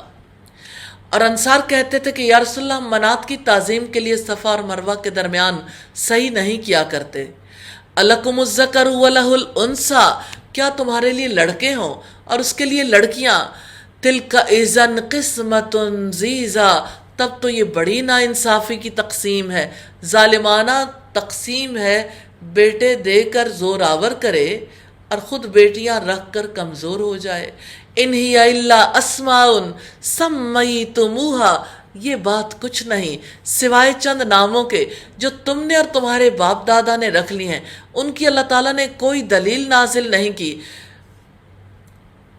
نہیں وہ پیچھے چلتے مگر وہم و گمان کے اور جو ان کے دل چاہتے ہیں، حالانکہ بلا شبہ یقیناً ان کے رب کی جناب سے ان کے پاس ہدایت آ چکی ہے۔ ام للانسان ما تمنا، یا انسان کے لیے وہی ہے جس کی وہ خواہش کرتا ہے، یعنی وہ چاہتا ہے کہ ایسے کام کر لے جو اللہ تعالیٰ کو ناپسند ہے، جن کو اللہ نے حرام قرار دیا، اور آخرت میں یہ توقع رکھتا ہے کہ میری شفاعت ہو جائے گی۔ فَلِلَّهِ الْآخِرَةُ وَالْأُولَى، سو آخرت اور دنیا تو بس اللہ تعالیٰ ہی کے ہیں، وہ جسے چاہتا ہے عطا کرتا ہے، جس کو چاہتا ہے محروم کر دیتا ہے۔ جو ہے عارضی ہے، دیا ہوا اسی کا ہے، جو ہوگا وہ باقی ہے، دیا ہوا اسی کا ہوگا۔ رکو نمبر 6 ہے، وَكَم مِّن مَلَكٍ فِي السَّمَاوَاتِ لَا تُغْنِي شَفَاعَتُهُمْ شَيْئًا، اور آسمانوں میں کتنے ہی فرشتے ہیں جن کی سفارش کچھ بھی کام نہیں آ سکتی مگر اس کے بعد کہ اللہ تعالیٰ اجازت دے اور جس کے لیے چاہے پسند کرے۔ یقیناً جو لوگ آخرت پر ایمان نہیں لاتے بلا شبہ وہ فرشتوں کے عورتوں کے سے نام رکھتے ہیں، حالانکہ انہیں اس کا کوئی علم نہیں، وہ محض اپنے گمان کے پیچھے چلتے ہیں، اور بلا شبہ گمان حق کی جگہ کچھ بھی کام نہیں دے سکتا۔ چنانچہ اس سے منہ پھیر لو جو ہماری نصیحت سے منہ موڑتا ہے اور دنیا کی زندگی کے سوا کچھ نہیں چاہتا۔ سیدہ عائشہ سے روایت ہے، رسول اللہ نے فرمایا، دنیا اس کا گھر ہے جس کا آخرت میں گھر نہ ہو، اور دنیا اس کا مال ہے جس کا آخرت میں مال نہ ہو۔ ذالک مبلغہم من العلم، یہ ان کے علم کی حد ہے۔ بلا شبہ آپ کا رب ہی خوب جانتا ہے کہ اس کے راستے سے کون بھٹک گیا ہے، اور وہی خوب جانتا ہے کہ راہ راست پر کون ہے۔ اور اللہ تعالیٰ ہی کا ہے جو کچھ آسمانوں میں ہے اور جو کچھ زمین میں ہے، تاکہ جنہوں نے برائیاں کی انہیں اس کا بدلہ دے جو انہوں نے عمل کیا، اور جن لوگوں نے بھلائی کی انہیں بھلائی کے ساتھ بدلہ دے۔ وہ لوگ جو چھوٹے سے گناہ کے سوا بڑے گناہوں اور بے حیائی کے کاموں سے بچتے ہیں، یقیناً تیرا رب وسیع مغفرت والا ہے، وہ تمہیں اس وقت سے زیادہ جاننے والا ہے جب اس نے تمہیں زمین سے پیدا کیا اور جب تم اپنی ماؤں کے پیٹوں میں بچے تھے۔ سو اپنے نفس کی پاکیزگی کے دعوے نہ کرو، وہ زیادہ جاننے والا ہے اس کو جس نے تقوی اختیار کیا۔ رکو نمبر 7 ہے، افرائیت الذی تولی، تو کیا آپ نے دیکھا اس شخص کو جس نے منہ موڑا اور اس نے تھوڑا سا دیا اور رک گیا۔ وَآتَى قَلِيلًا وَأَكْدَى، اور اس نے تھوڑا سا دیا اور رک گیا۔ عقدہ کہتے ہیں، اور اسی سے اور ورڈز بھی آتے ہیں، سخت پتھر کو کہتے ہیں جو کوئی کنواں یا بنیاد کھودتے ہوئے زمین میں نکل آئے، کھدائی کے لیے رکاوٹ بن جائے۔ عقدہ کے معنی ہے کہ پہلے کچھ دیا پھر دینے سے رک گیا۔ عندہ علم الغیب فہو یرا، کیا اس کے پاس غیب کا علم ہے کہ وہ دیکھ رہا ہے، یا ان باتوں کی اسے خبر ہی نہیں دی گئی جو موسیٰ کے صحیفوں میں ہے اور ابراہیم کے صحیفوں میں، جس نے وفا کا حق ادا کر دیا، یہ کہ کوئی بوجھ اٹھانے والی جان کسی دوسرے کا بوجھ نہ اٹھائے گی، اور یہ کہ انسان کے لیے صرف وہی ہے جس کی خود اس نے کوشش کی، اور بلا شبہ اس کی کوشش جلد ہی اسے دکھائی جائے گی، یعنی وہ اپنی نیکی اور برائی میں تمیز نہیں کر سکے گا، پھر اسے اس کا بدلہ دیا جائے گا، پورا بدلہ، اور بلا شبہ آپ کے رب تک ہی انتہا ہے، اور یہ کہ بے شک اسی نے ہنسایا اور اسی نے رلایا، ہنسنے اور رونے کے اسباب کو وہی وجود میں لاتا ہے، اور یہ کہ بے شک اسی نے موت دی اور اسی نے زندگی دی، اور یہ کہ بلا شبہ اسی نے نر اور مادہ کا جوڑا پیدا کیا، ایک نطفے سے جب وہ ٹپکایا جاتا ہے۔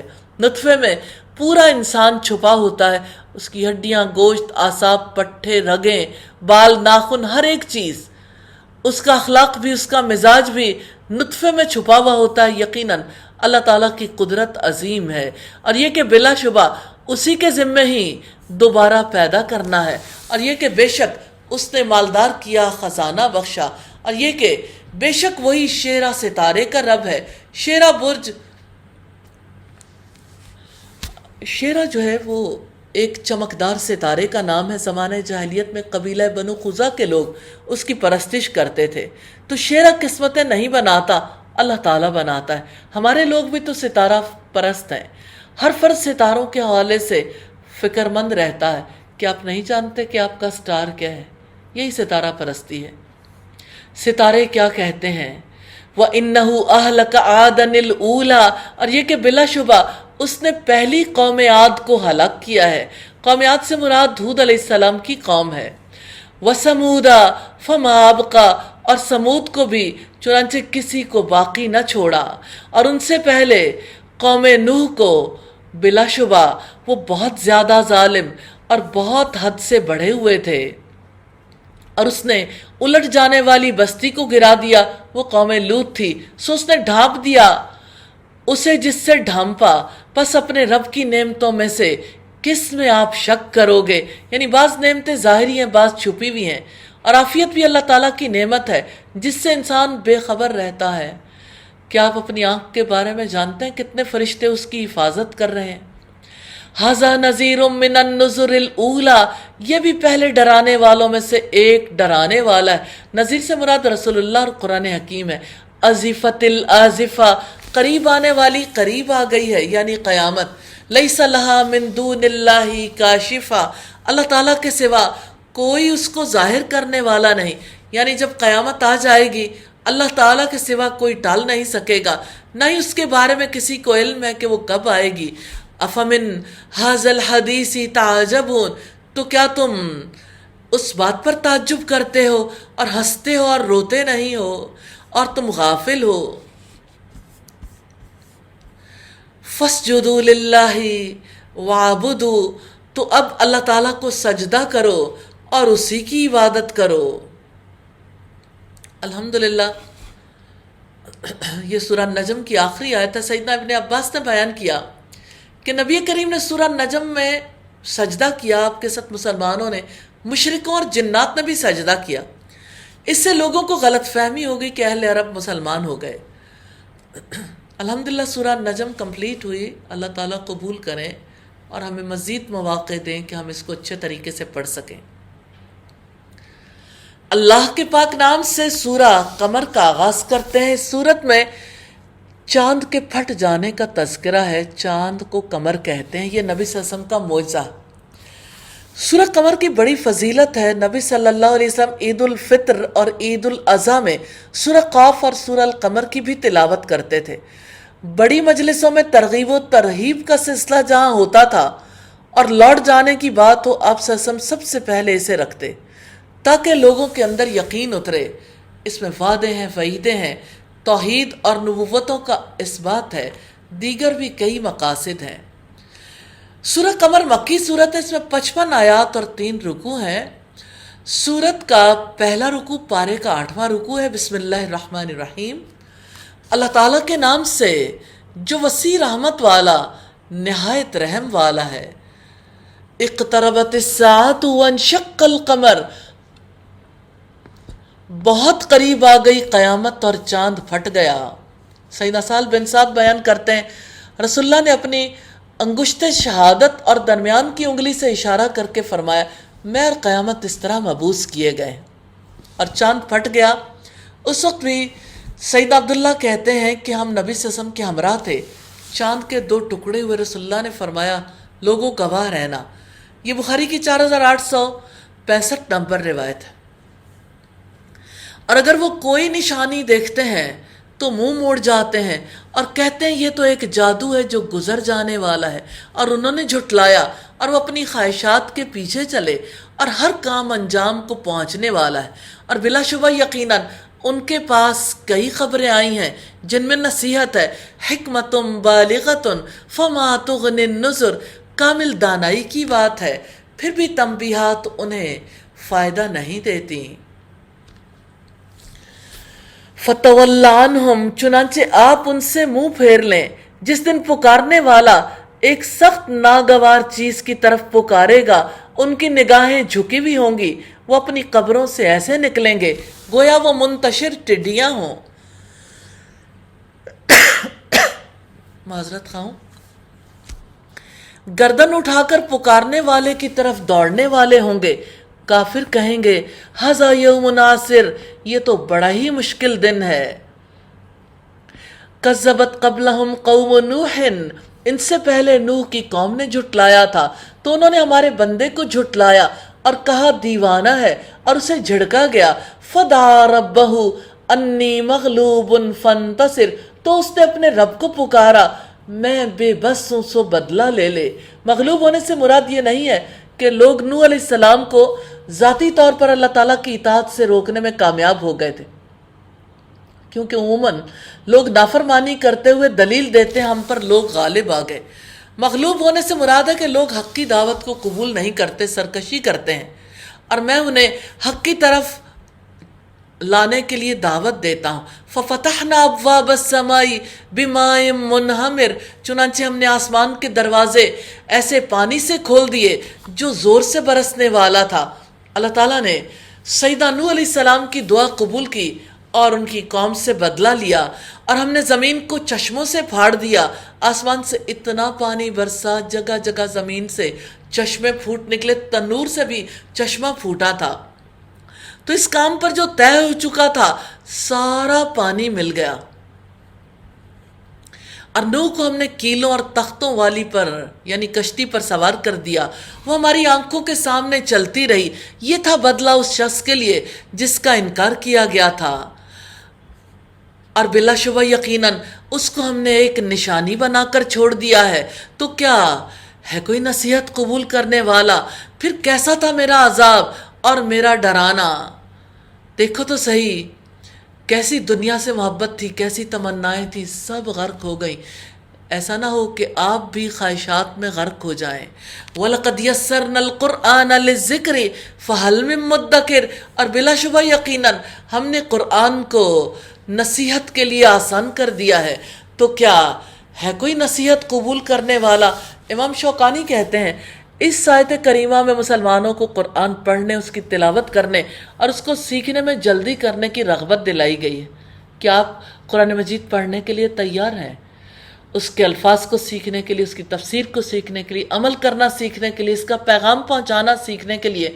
کذبت عاد فکیف کان عذابی ونذر، عاد نے جھٹلایا تو کیسا تھا میرا عذاب اور کیسا تھا میرا ڈرانا، اور یقیناً ہم نے دائمی نحوست کے دن ان پر تند و تیز ہوا بھیج دی، وہ لوگوں کو اٹھا اٹھا کر پھینک رہی تھی گویا وہ کھجور کے اکھڑے ہوئے تنے ہوں۔ قومیات پر چلنے والی ہوا اللہ تعالیٰ کا قہر تھی، قلعوں میں گھروں میں بند انسانوں کو اٹھا کر اتنا بلند کرتی نگاہوں سے غائب ہو جاتے، پھر اس کو سر کے بل زمین پر زور سے پٹکتی کہ اس کا دماغ کچلا جاتا، سر دھڑ سے الگ ہو جاتا۔ فَكَيْفَ كَانَ عَذَابِي وَنُذُرِ، پھر کیسا تھا میرا عذاب اور کیسا تھا میرا ڈرانا۔ وَلَقَدْ يَسَّرْنَا الْقُرْآنَ لِلذِّكْرِ فَهَلْ مِن مُدَّكِرٍ، اور بلا شبہ یقیناً ہم نے قرآن کو نصیحت کے لیے آسان کر دیا، تو کیا ہے کوئی نصیحت قبول کرنے والا؟ رکوع نمبر 9 ہے کذبت ثمود بالنذر، سمود نے خبردار کرنے والوں کو جھٹلایا۔ تذکرہ ہے صالح علیہ السلام کی قوم کا، پس انہوں نے کہا کہ ہم ہی میں سے ایک انسان ہو کہ ہم اس کے پیچھے چلیں، تب تو ہم یقیناً گمراہی اور دیوانگی میں ہوں گے۔ کیا ہمارے درمیان میں سے اسی پر ذکر نازل کیا گیا، بلکہ وہ بڑا جھوٹا خود پسند ہے۔ اللہ تعالیٰ نے رسولوں کو ایسے اوصاف اور کمال حکمت سے نوازا ہوتا ہے جس کی وجہ سے اپنے رب کی رسالت اور اس وحی کا اختصاص رکھتے ہیں۔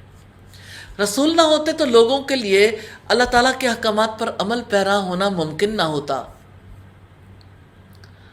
پھر فرمایا سَيَعْلَمُونَ غَدًا مَنِ الْكَذَّابُ الْأَشِرُ، جلدی کل وہ جان لیں گے کہ کون بڑا جھوٹا اور خود پسند ہے۔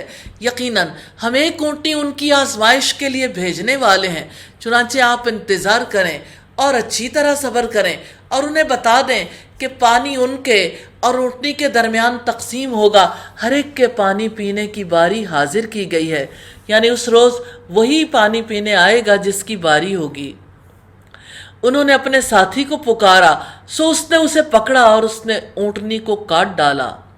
تو جو اونٹنی کو ہلاک کرنے میں براہ راست ملوث تھا، جو اپنے قبیلے کا سب سے بڑا بدبخت شخص تھا. سیدنا عبداللہ ابن زمہ بیان کرتے میں نے رسول اللہ سے سنا، اس شخص کا ذکر کیا آپ نے جس نے صالح علیہ السلام کی اونٹنی کو مار ڈالا تھا.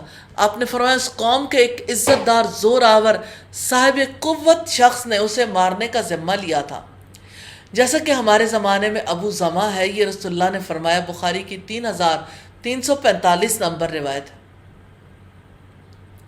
فَكَيْفَ كَانَ عَذَابِي وَنُذُرْ، پھر کیسا تھا میرا عذاب اور کیسا تھا میرا ڈرانا. بلا شبہ ہم نے ہی ایک چنگھاڑ بھیجی، چنانچہ وہ باڑ لگانے والے کی روندی ہوئی باڑ کی طرح ہو گئے. اللہ تعالیٰ کے حکم سے جبریل علیہ السلام نے ان کے درمیان ایسی چیخ پیدا کی، ان کے دل پہلوؤں سے الگ ہو گئے اور وہ مر کر اپنے گھروں میں ایسے ڈھیر ہو گئے جیسے بکریاں پالنے والا باڑے میں اپنی بکریوں کے لیے خشک گھاس کا ڈھیر لگایا کرتا تھا، ایسے ہی انسانوں کے ڈھیر لگ گئے.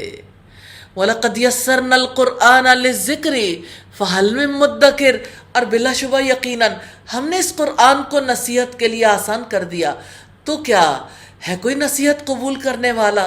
لوط کی قوم نے بھی ڈرانے والوں کو جھٹلایا، یقیناً ہم نے ان پر پتھراؤ کرنے والی ہوا بھیجی.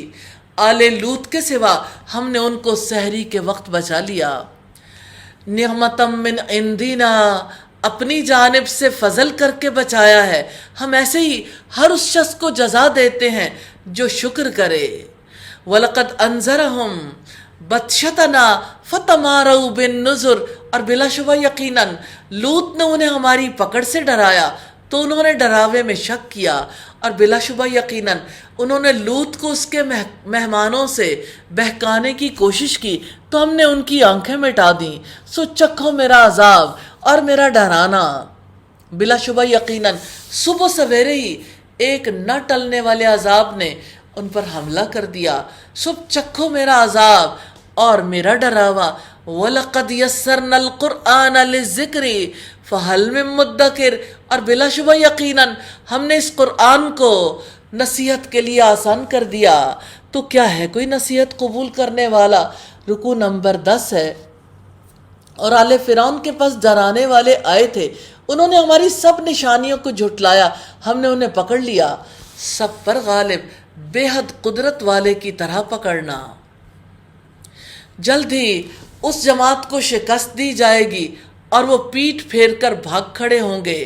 ابن عباس نے بیان کیا کہ رسول اللہ جب کہ آپ بدر کی لڑائی کے دن خیمے میں تھے یہ دعا کر رہے تھے، اے اللہ میں تجھے تیرا عہد اور وعدہ نصرت یاد دلاتا ہوں. اللہ تیری مرضی ہے، اگر چاہے تو ان تھوڑے سے مسلمانوں کو بھی ہلاک کر دے، پھر آج کی بعد تیری عبادت باقی نہیں رہے گی. پھر سیدنا ابو بکر نے رسول اللہ کا ہاتھ پکڑ لیا اور عرض کیا، اللہ کے رسول آپ نے اپنے رب سے بہت ہی الہا و زاری سے دعا کی. اس وقت نبی صلی اللہ علیہ وسلم زرہ پہنے ہوئے چل پھر رہے تھے. آپ خیمے سے نکلے تو زبان مبارک پر یہ آیت تھی، جلدی اس جماعت کو شکست دی جائے گی اور پیٹھ پھیر کر بھاگ کھڑے ہوں گے. بخاری کی 4875 نمبر روایت ہے. بل الساعۃ موعدہم والساعۃ ادہی وامر، بلکہ قیامت ان کے وعدے کا وقت ہے اور قیامت زیادہ بڑی آفت اور زیادہ تلخ ہے. ان المجرمین فی ضلال وسعر، بلا شبہ مجرم لوگ گمراہی اور دیوانگی میں ہیں جس دن انہیں چہروں کے بل آگ میں گھسیٹا جائے گا. چکھو آگ کا چھونا. سیدنا عدی بن حاتم فرماتے ہیں کہ رسول اللہ نے آتش جہنم کا ذکر کیا، اپنا چہرہ پھیر لیا اور کرامت ظاہر کی، پھر فرمایا جہنم سے بچو. پھر آپ نے دوبارہ اس کا ذکر کیا، اپنا چہرہ پھیر لیا، کراہت ظاہر کی، یہاں تک کہ ہم نے گمان کیا جیسے آپ اسے دیکھ رہے ہیں. پھر آپ نے فرمایا تم جہنم سے بچو، اگرچہ کھجور کا آدھا حصہ صدقہ کر کے ہی بچو. جس شخص کو یہ بھی نہ ملے تو وہ ایک اچھا کلمہ کہہ کر اپنے آپ کو جہنم کی آگ سے بچا لے. اِنَّا کُلَّ شَيْءٍ خَلَقْنَاهُ بِقَدَرٍ، ہم نے بلا شبہ ہر چیز کو ایک اندازے کے ساتھ پیدا کیا ہے اور ہمارے رب کا حکم ایک ہی پلک جھپکنے کی طرح ہوتا ہے. اور بلا شبہ یقیناً تمہارے جیسی جماعتوں کو ہم ہلاک کر چکے، تو کیا ہے کوئی نصیحت قبول کرنے والا؟ اور وہ چیز جو انہوں نے کی وہ دفتروں میں درج ہے، کوئی ایسی چیز نہیں ہے جس کا ریکارڈ نہ ہو۔ وَكُلُّ صَغِيرٍ وَكَبِيرٍ مُسْتَطَرٍ، اور ہر چھوٹی بڑی بات لکھی ہوئی ہے۔ بلا شبہ متقی لوگ، ان المتقین فی جنات و نہر، بلا شبہ متقی باغوں اور نہروں میں ہوں گے، فی مقعد صدق عند ملیک مقتدر، صدق کی مجلس میں بڑے ذی اقتدار بادشاہ کے پاس۔ الحمدللہ سورت کمپلیٹ ہوئی۔ اللہ تعالیٰ سے دعا ہے ہمیں سمجھ بھی دے، عمل کرنے کی توفیق بھی عطا فرمائے اور ہم سے راضی ہو جائے۔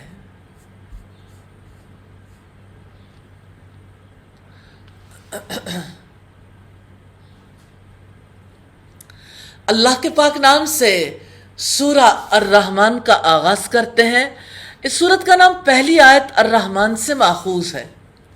اس سورت میں اللہ تعالیٰ کی عظیم نعمتوں کا ذکر آیا ہے، جس کا منبع ذات باری تعالیٰ کی صفت رحمت ہے۔ سیدنا انس سے مروی ہے کہ اللہ کے رسول صلی اللہ علیہ وسلم 9 رکعت نماز وتر ادا کرتے تھے، پھر جب آپ بڑی عمر کو پہنچے اور بھاری بدن والے ہو گئے تو آپ 7 رکعت نماز وتر ادا کیا کرتے تھے، اور 2 رکعت بیٹھ کر نماز پڑھتے اور ان میں سورہ الرحمن اور سورہ واقعہ کی تلاوت کیا کرتے تھے۔ یہ مکی سورت ہے، اس کی 78 آیات اور 3 رکوع ہیں۔ سورت کا پہلا رکوع پارے کا 11واں رکوع ہے۔ بسم اللہ الرحمن الرحیم، اللہ تعالیٰ کے نام سے جو وسیع رحمت والا نہایت رحم والا ہے۔ الرحمن، وسیع رحمت والے نے علم القرآن، قرآن کی تعلیم دی ہے۔ جتنی نعمتیں رب نے عطا کی ان میں سب سے قیمتی نعمت قرآن ہے۔ اللہ تعالیٰ نے اپنے بندوں پر رحم فرمایا اور قرآن جیسی نعمت عطا کی۔ اگر رب کی رحمت نہ ہوتی تو انسان کے لیے کتنا مشکل تھا کہ وہ محض اپنی عقل سے اللہ تعالیٰ کی خوشی کے سارے کاموں کو جان پاتا اور اس کی ناراضگی کے سارے کاموں کو جان پاتا۔ الحمدللہ اس نے وسیع رحمت کی وجہ سے قرآن کی تعلیم دی۔ خلق الانسان، اس نے انسان کو پیدا کیا بہترین صورت میں، پورے اعضاء کے ساتھ، کامل اعضاء اور پورے اجزاء کے ساتھ۔ علمہ البیان، اسے بولنا سکھایا۔ الشمس والقمر بحسبان، سورج اور چاند ایک حساب سے ہیں۔ والنجم والشجر یسجدان، اور بے تنے کے پودے اور درخت سجدہ کر رہے ہیں۔ والسماء رفعها ووضع المیزان، اور آسمان کو اس نے بلند کیا اور میزان قائم کر دی۔ اللہ تطغوا فی المیزان، کہ ناپ تول میں حد سے تجاوز نہ کرو۔ وَأَقِيمُوا الْوَزْنَ بِالْقِسْطِ وَلَا تُخْسِرُوا الْمِيزَانَ، اور انصاف کے ساتھ وزن قائم کرو اور ناپ تول میں گھاٹا نہ دو۔ وَالْأَرْضَ وَضَعَهَا لِلْأَنَامِ، اور زمین کو اس نے مخلوق کے لیے بچھا دیا۔ فِيهَا فَاكِهَةٌ وَالنَّخْلُ ذَاتُ الْأَكْمَامِ، اس میں پھل ہیں اور کھجور کے درخت غلافوں والے خوشوں پر ہیں، اور بھوسے والا اناج ہے اور خوشبودار پھول ہیں۔ تو اے جن و انس، تم اپنے رب کی کن کن نعمتوں کو جھٹلاؤ گے؟ آیت کے تکرار سے تنبیہ کرنی مطلوب ہے، غفلت دور کرنی مطلوب ہے، تاکہ لوگ رب کی طرف رجوع کریں، شکر گزار بنیں۔ خلق الانسان من صلصال کالفخار، اس نے انسان کو کھن کھناتی مٹی سے پیدا کیا جو ٹھیکری جیسی تھی، اور اس نے جن کو آگ کے شعلے سے پیدا کیا۔ فَبِأَيِّ آلَاءِ رَبِّكُمَا تُكَذِّبَانِ، تو اے جن و انس، تم دونوں اپنے رب کی کن کن نعمتوں کو جھٹلاؤ گے؟ دونوں مشرقوں کا وہی رب ہے اور دونوں مغربوں کا وہی رب ہے، یعنی سردی اور گرمی دونوں موسموں میں سورج طلوع ہونے کے مقامات میں جو تبدیلی آ جاتی ہے، ہر جگہ جہاں سے سورج نکلتا یا غروب ہوتا ہے، ہر جگہ کا رب وہی رحمان ہے۔ تو اے جن و انس تم دونوں اپنے رب کی کن کن نعمتوں کو جھٹلاؤ گے؟ مرج البحرین یلتقیان، دو سمندروں کو اس نے ملا دیا جو ایسے باہم مل جاتے ہیں، بینہما برزخ لا یبغیان، کہ ان دونوں کے درمیان پردہ ہے کہ وہ آگے نہیں بڑھ سکتے۔ تو ایسی ٹھوس چیزیں وجود رکھتی ہیں، اگر آپس میں اکٹھی ہوں تو اکٹھے ہونے کے باوجود الگ الگ وجود قائم رہتا ہے۔ لیکن مایا وہ تو آپس میں مل جاتا ہے، خاص طور پر اگر ایک ہی جنس کا ہو، جیسے اگر ہم برتن میں میٹھا اور کھارا پانی ڈالیں دونوں مل جائیں گے، جدا نہیں کر پائیں گے۔ لیکن وسیع پیمانے پر ہمیں سمندروں کے مناظر ملتے ہیں، اللہ تعالیٰ کی قدرت سے سمندر کے بیچ میں، پانیوں کے بیچ میں میٹھے پانیوں کے چشمے، اور آپس میں ملتے نہیں ہیں۔ فَبِأَيِّ آلَاءِ رَبِّكُمَا تُكَذِّبَانِ، تو اے جن و انس تم دونوں اپنے رب کی کن کن نعمتوں کو جھٹلاؤ گے؟ اللہ تعالیٰ نے کھارے اور میٹھے پانیوں کے الگ الگ فوائد انسانوں کو پہنچائے ہیں، ان انعامات کو جھٹلایا نہیں جا سکتا۔ یخرج منہم اللؤلؤ والمرجان، ان دونوں سے موتی اور مونگے نکلتے ہیں۔ تو اے جن و انس تم دونوں اپنے رب کی کن کن نعمتوں کو جھٹلاؤ گے؟ اور سمندر میں پہاڑوں جیسے بلند کھڑے جہاز اسی کے ہیں۔ وہ سمندر جہاں سوئی ڈالیں تو ڈوب جائے، وہاں بڑے بڑے شہر سمندری جہازوں کی صورت میں موجود رہتے ہیں۔ یہ رب رحمان کی عظیم نعمت ہے۔ تو اے جن و انس تم دونوں اپنے رب کی کن کن نعمتوں کو جھٹلاؤ گے؟ رکوع نمبر 12 ہے۔ کل من علیہا فان، جو زمین پر ہر ایک چیز فانی ہے، زندگی بھی فنا کے گھاٹ اترنے والی ہے۔ قوتیں، صلاحیتیں، مال جو زندگی میں کمایا سب کچھ ہمارے پاس سے جانے والا ہے، کچھ بھی پاس نہیں رہنے والا۔ تو پھر جب سب کچھ فنا ہونے والا ہے تو زندگی کو محدود سمجھتے ہوئے ان دنوں کو اللہ تعالیٰ کی عبادت میں گزارنا چاہیے۔ جب دنیا کی ہر نعمت زوال پذیر ہے، لو لگانے کی ضرورت ہی کیا ہے؟ اسی سے لو لگا لیں جو ہمیشہ باقی رہنے والا ہے۔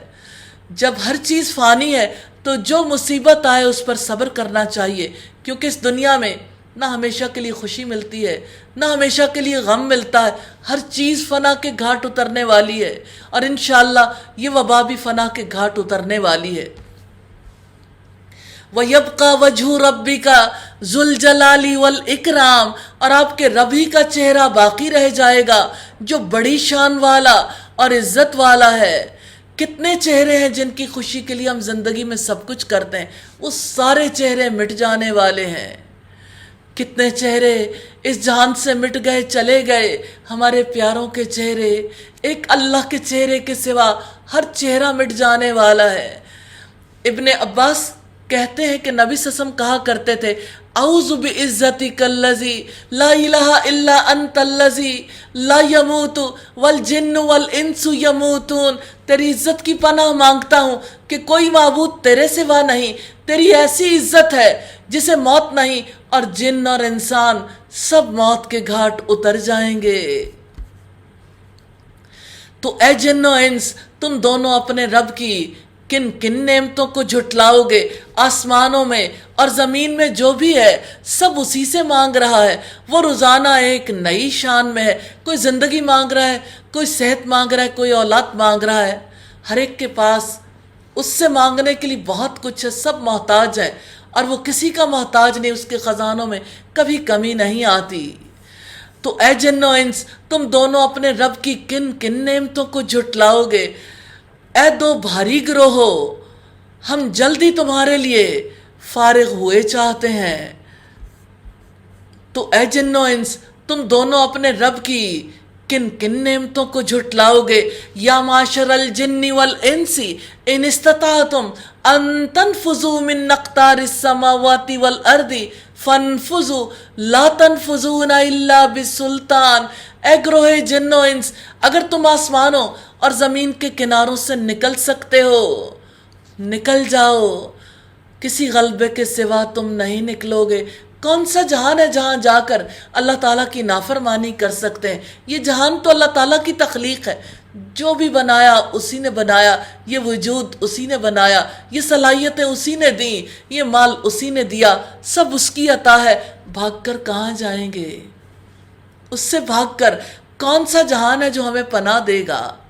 ہر جگہ اسی کا قبضہ ہے، اسی کی بادشاہت ہے۔ فَبِأَيِّ آلَاءِ رَبِّكُمَا تُكَذِّبَانِ، تو اے جن و انس تم دونوں اپنے رب کی کن کن نعمتوں کو جھٹلاؤ گے؟ تم پر آگ کا شعلہ اور دھواں چھوڑ دیا جائے گا، پھر تم مقابلہ نہ کر سکو گے۔ جب کفار جہنم کے چنگھاڑنے کی آواز سنیں گے، مارے دہشت کے بھاگیں گے، جدھر جائیں گے فرشتوں کو صفے باندھے پائیں گے، اپنی پہلی جگہ پر لوٹ آئیں گے۔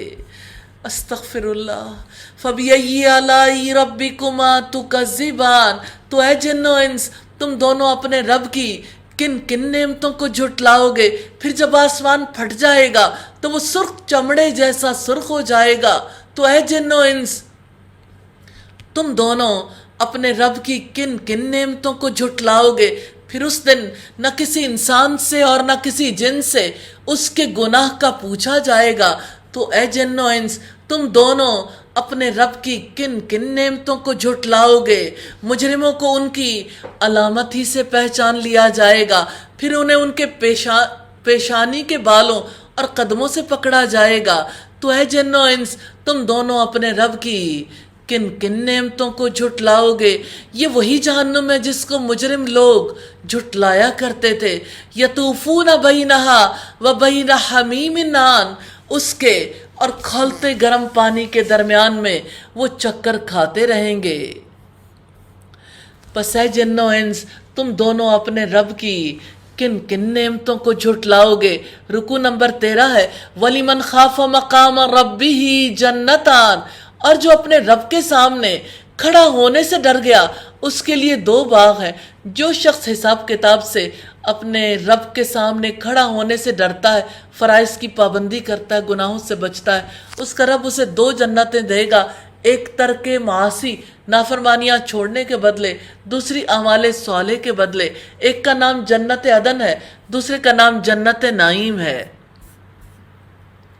فَبِأَيِّ آلَاءِ رَبِّكُمَا تُكَذِّبَانِ، تو اے جن و انس تم دونوں اپنے رب کی کن کن نعمتوں کو جھٹلاؤ گے؟ ذواتا افنان، دونوں ہی بہت شاخوں والے ہیں۔ تو اے جن و انس تم دونوں اپنے رب کی کن کن نعمتوں کو جھٹلاؤ گے؟ ان دونوں میں 2 چشمے بہہ رہے ہیں۔ تو اے جن و انس تم دونوں اپنے رب کی کن کن نعمتوں کو جھٹلاؤ گے؟ دونوں میں ہر پھل کی 2 قسمیں ہیں۔ تو اے جن و انس تم دونوں اپنے رب کی کن کن نعمتوں کو جھٹلاؤ گے؟ 2 مسندوں پر تکیہ لگائے ہوئے ہوں گے جن کے استر موٹے ریشم کے ہوں گے، اور دونوں باغوں کے تر و تازہ پھل بالکل ہی قریب ہوں گے۔ تو اے جن و انس تم دونوں اپنے رب کی کن کن نعمتوں کو جھٹلاؤ گے؟ ان میں نیچی نگاہ والی عورتیں ہوں گی جنہیں ان سے پہلے کسی انسان یا جن نے چھوا تک نہیں۔ تو اے جن و انس تم دونوں اپنے رب کی کن کن نعمتوں کو جھٹلاؤ گے؟ گویا کہ وہ عورتیں یاقوت اور مرجان ہیں، یعنی ان کے رنگ انتہائی سرخ و سفید ہوں گے۔ تو اے جن و انس تم دونوں اپنے رب کی کن کن نعمتوں کو جھٹلاؤ گے؟ هل جزاء الاحسان الا الاحسان، نیکی کا بدلہ نیکی ہی ہے۔ تو اے جن و انس تم دونوں اپنے رب کی کن کن نعمتوں کو جھٹلاؤ گے؟ اور ان 2 کے علاوہ اور بھی 2 باغ ہیں۔ تو اے جن و انس تم دونوں اپنے رب کی کن کن نعمتوں کو جھٹلاؤ گے؟ دونوں سیاہی مائل گہرے سبز ہیں۔ تو اے جن و انس تم دونوں اپنے رب کی کن کن نعمتوں کو جھٹلاؤ گے؟ ان دونوں میں جوش مارتے ہوئے 2 چشمے ہیں۔ تو اے جن و انس تم دونوں اپنے رب کی کن کن نعمتوں کو جھٹلاؤ گے؟ ان دونوں میں پھل اور کھجوروں کے درخت اور انار ہیں۔ تو اے جن و انس تم دونوں اپنے رب کی کن کن نعمتوں کو جھٹلاؤ گے؟ ان میں کئی خوبصورت عورتیں ہیں۔ تو اے جن و انس تم دونوں اپنے رب کی کن کن نعمتوں کو جھٹلاؤ گے؟ گوری سیاہ آنکھوں والی عورتیں خیموں میں روکی ہوئی ہیں۔ تو اے جن و انس تم اپنے رب کی کن کن نعمتوں کو جھٹلاؤ گے؟ ان سے پہلے کسی انسان اور کسی جن نے انہیں چھوا تک نہیں۔ تو اے جن و انس تم دونوں اپنے رب کی کن کن نعمتوں کو جھٹلاؤگے؟ نادر و نفیس خوبصورت سبز قالینوں پر تکیہ لگائے ہوئے ہوں گے۔ تو اے جن و انس، تم دونوں اپنے رب کی کن کن نعمتوں کو جھٹلاؤ گے؟ تبارک اسم ربک ذی الجلال والاکرام، آپ کے رب کا نام بڑا ہی بابرکت ہے، جو بڑی شان والا اور بڑی عزت والا ہے۔ سیدنا صوبان بیان کرتے ہیں کہ رسول اللہ صلی اللہ علیہ وسلم جب بھی نماز سے سلام پھیرتے 3 بار استغفار پڑھتے، پھر یہ دعا کرتے، اللہم انت السلام و منک السلام تبارکت یا ذی الجلال والاکرام۔ الحمدللہ سورہ الرحمن کمپلیٹ ہوئی۔ اللہ تعالی ہمیں اس کا حق ادا کرنے والا بنائے، سیکھنے والا۔ اللہ تعالیٰ کی رحمتوں کو یاد کرنے سے انسان کے غم دور ہوتے ہیں، بیماریاں دور ہوتی ہیں۔ یا اللہ ہر وقت رحمتیں یاد کرنے کی توفیق عطا فرما دے۔ اللہ کے پاک نام سے سورہ الواقعہ کا آغاز کرتے ہیں۔ یہ مکی صورت ہے، اس کے 3 رکوع اور 96 آیات ہیں۔ سیدنا عبداللہ بن عباس بیان کرتے ہیں کہ سیدنا ابو بکر نے عرض کی، اللہ کے رسول آپ تو بوڑھے ہو گئے ہیں۔ آپ نے فرمایا مجھے سورہ ہود، سورہ واقعہ، سورہ مرسلات، سورہ نبار، سورہ تکویر نے بوڑھا کر دیا ہے۔ ترمذی کی 3297 نمبر روایت۔ سورت کا پہلا رکوع پارے کا 14واں رکوع ہے۔ بسم اللہ الرحمن الرحیم، اللہ تعالیٰ کے نام سے جو وسیع رحمت والا نہایت رحم والا ہے۔ اذا وقعت الواقعہ، جب واقع ہونے والی واقع ہو جائے گی، لیس لوقعتها کاذبہ، اس کے واقع ہونے میں کوئی جھوٹ نہیں ہے۔ خفضت الرافیہ، پست کرنے والی، بلند کرنے والی ہے۔ جب زمین سخت ہلا دی جائے گی اور پہاڑ ریزہ ریزہ کر دیے جائیں گے، خوب ریزہ ریزہ کیا جانا، چنانچہ وہ اڑتا ہوا غبار بن کر رہ جائیں گے، اور تم 3 قسموں میں سے ہو جاؤ گے۔ پس دائیں ہاتھ والے کیا ہی خوب ہیں، دائیں ہاتھ والے، اور بائیں ہاتھ والے کیا ہی برے ہیں، بائیں ہاتھ والے۔ والسابقون السابقون، اور جو سبقت لے جانے والے ہیں وہ تو سبقت لے جانے والے ہی ہیں۔ اولئک المقربون، یہی لوگ مقرب ہیں۔ تیسری جماعت اللہ تعالیٰ کی رضا کے کاموں کی طرف سبقت کرنے والی ہوگی، یہ انبیاء، رسول، شہید اور صدیق ہوں گے۔ فی جنات النعیم، نعمت بھری جنتوں میں ہے۔ سلۃ من الاولین، پہلے لوگوں میں سے بڑی جماعت ہے۔ وقلیل من الآخرین، اور پچھلے لوگوں میں سے کم ہے۔ علی سرر موضونہ، سونے اور جواہرات سے بنے ہوئے تختوں پر ہوں گے، تکیہ لگائے ہوئے ان پر وہ آمنے سامنے بیٹھے ہوں گے۔ ان پر نوخیز لڑکے چکر لگائیں گے جو ہمیشہ لڑکے ہی رکھے جائیں گے۔ ان پر جاری چشمے کی شراب کے ساغر، سرائیاں اور جام پیش کریں گے۔ اس سے نہ وہ سر درد میں مبتلا ہوں گے اور نہ وہ بہکیں گے، اور پھل بھی جو وہ پسند کریں گے، اور پرندوں کا گوشت بھی جس کی وہ خواہش کریں گے۔ اور گورے جسم، سیاہ بڑی بڑی آنکھوں والی عورتیں ہوں گی، گویا چھپا کر رکھے ہوئے موتی ہوں۔ ان کاموں کے بدلے جو وہ کیا کرتے تھے، نہ اس میں وہ بیہودہ گفتگو سنیں گے اور نہ کوئی گناہ میں ڈالنے والی بات، مگر یہ کہنا سلام ہے، سلام ہے۔ وَأَصْحَابُ الْيَمِينِ مَا أَصْحَابُ الْيَمِينِ، اور دائیں ہاتھ والے کیا ہی خوب ہیں دائیں ہاتھ والے۔ فی صدر مخضود، وہ بیریوں میں ہوں گے جن کے کانٹے دور کیے گئے ہیں۔ وَطَلْحٍ مَنضُود، اور تہ بتہ لگے ہوئے کیلوں میں ہوں گے۔ وَظِلٍّ مَمْدُود، اور پھیلی ہوئی چھاؤں میں۔ وَمَاءٍ مَسْکُوب، اور ایسے پانی میں جو گرایا جا رہا ہے۔ وَفَاكِهَةٍ كَثِيرَةٍ، اور کثیر پھلوں میں۔ لَا مَقْطُوعَةٍ وَلَا مَمْنُوعَةٍ، نہ ختم ہونے والے اور نہ روک دیے جانے والے۔ وَفُرُشٍ مَرْفُوعَةٍ، اور بلند مسندوں میں۔ بلا شبہ ہم نے انہیں نئے سرے سے پیدا کیا ہے، پس ہم نے انہیں کنواریاں بنایا ہے۔ شوہر کی محبوب ان کی ہم عمر ہیں، دائیں ہاتھ والوں کے لیے ہوں گی۔ رکوع نمبر 15 ہے۔ سلۃ من الاولین، پہلے لوگوں میں سے ایک بڑا گروہ ہے اور پچھلے لوگوں میں سے بھی ایک بڑا گروہ ہے۔ اور بائیں ہاتھ والے کیا ہی برے ہیں بائیں ہاتھ والے، وہ انتہائی گرم ہوا اور کھولتے ہوئے پانی میں ہوں گے اور سیاہ دھوئیں کے سائے میں ہوں گے، نہ ہی ٹھنڈا ہے اور نہ ہی باعزت ہے۔ اس سے پہلے بلا شبہ وہ نعمتوں میں پالے ہوئے تھے، زندگی بھر خواہشات کے پیچھے بھاگتے رہے، اپنی شہوتوں میں ڈوبے رہے، نافرمانیوں میں ڈوبے رہے، نادم ہو کر توبہ نہ کرتے رہے۔ وَكَانُوا يُصِرُّونَ عَلَى الْحِنْثِ الْعَظِيمِ، وہ بہت بڑے گناہ شرک پر اصرار کیا کرتے تھے، اور وہ کہتے تھے کیا جب ہم مر جائیں گے اور مٹی اور ہڈیاں بن جائیں گے، أَإِنَّا لَمَبْعُوثُونَ، تو کیا واقعی ہم ضرور اٹھائے جانے والے ہوں گے؟ جی اٹھنے کا انہیں یقین نہیں تھا۔ اور کیا ہمارے پہلے باپ دادا بھی، آپ کہہ دیں بلا شبہ پہلے اور پچھلے، ایک معلوم دن کے مقررہ وقت پر یقیناً جمع کیے جانے والے ہیں؟ پھر بلا شبہ تم ہی گمراہو جھٹلانے والو، لَآكِلُونَ مِن شَجَرٍ مِّن زَقُّوم، یقیناً تھور کا درخت کھانے والے ہو۔ یا اللہ ہمیں آگ سے اور اپنے رب کے عذابوں سے بچا لے۔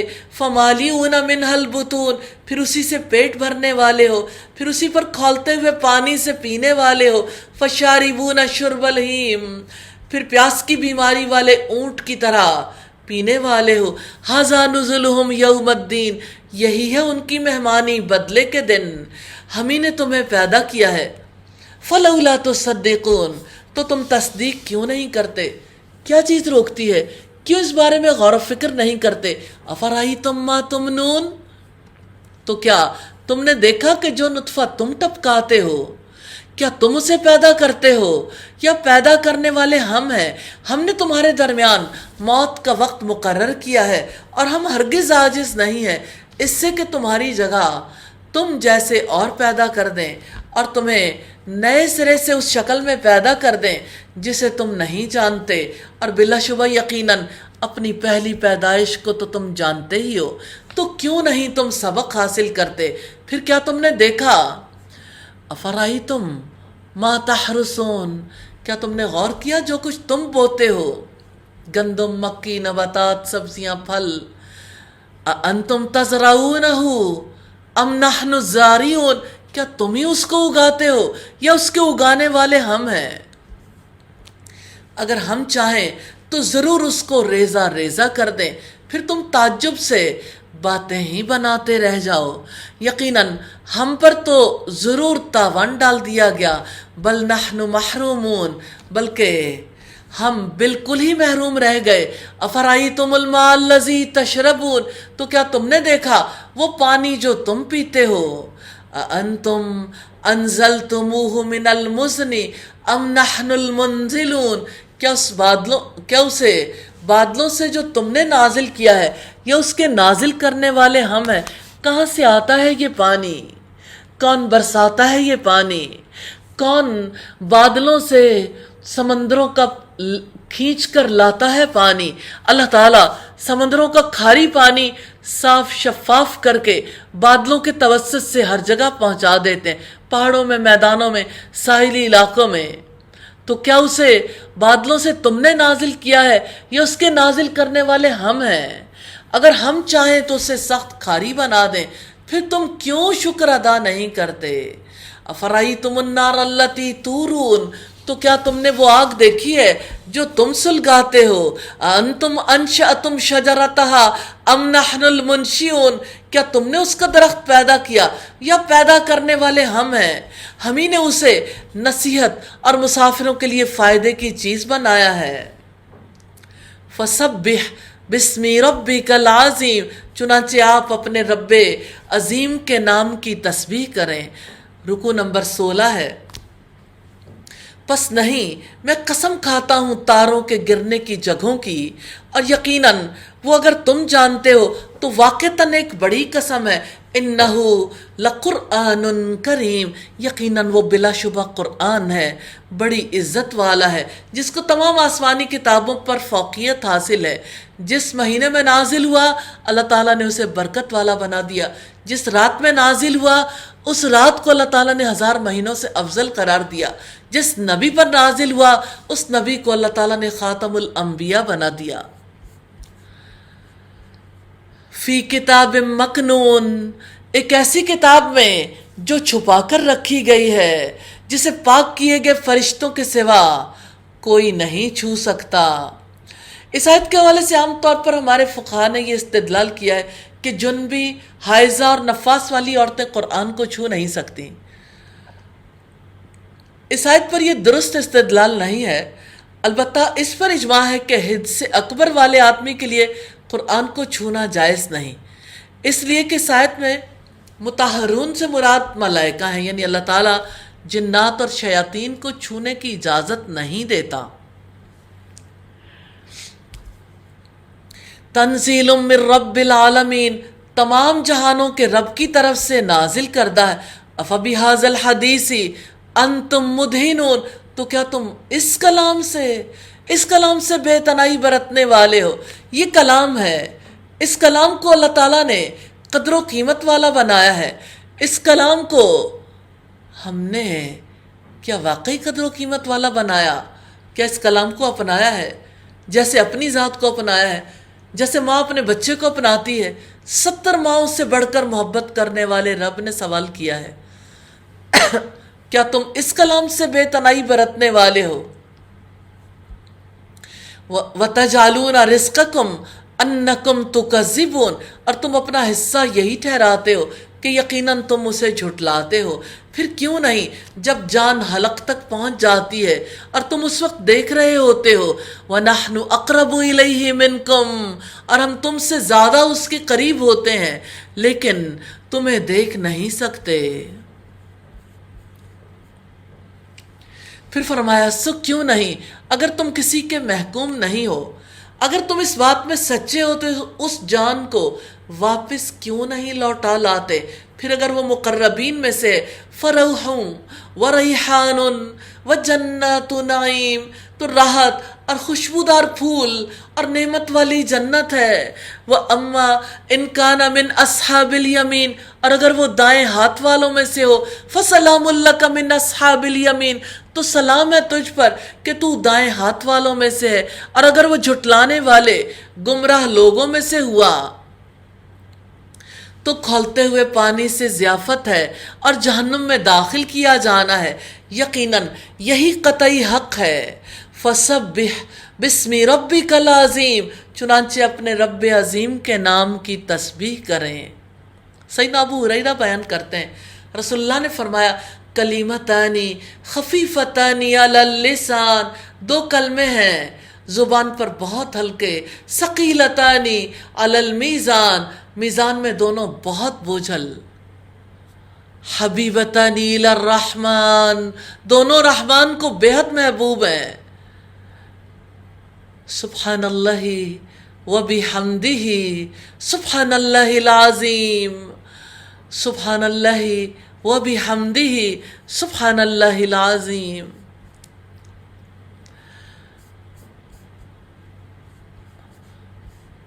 یہاں پر سورہ الواقعہ کمپلیٹ ہوئی، اللہ تعالیٰ قبول فرمائے۔ اللہ کے پاک نام سے سورہ الحدید کا آغاز کرتے ہیں۔ یہ مدنی سورت ہے، اس کے 4 رکوع اور 29 آیات ہیں۔ بسم اللہ الرحمن الرحیم، اللہ تعالیٰ کے نام سے جو وسیع رحمت والا نہایت رحم والا ہے۔ یہ پارے کا 17واں رکوع ہے جو سورت کا پہلا رکوع ہے۔ سبح للہ ما فی السماوات والارض، اللہ تعالیٰ کا پاک ہونا بیان کیا ہے، ہر چیز نے جو آسمانوں میں ہے اور جو زمین میں ہے، اور وہ سب پر غالب ہے، کمال حکمت والا ہے۔ لہو ملک السماوات والارض یحیی ویمیت، آسمانوں کی اور زمین کی بادشاہت اسی کے لیے ہے، وہی زندہ کرتا ہے اور وہی موت دیتا ہے، اور وہی ہر چیز پر پوری قدرت رکھنے والا ہے۔ وہی اول ہے، وہی آخر ہے، وہی ظاہر ہے، وہی باطن ہے، اور وہی ہر چیز کو خوب جاننے والا ہے۔ اللہ تعالیٰ کے اول ہونے سے مراد ہے اس سے پہلے کوئی نہ تھا، اور آخر ہونے سے مراد ہے اللہ کے بعد کوئی چیز نہیں۔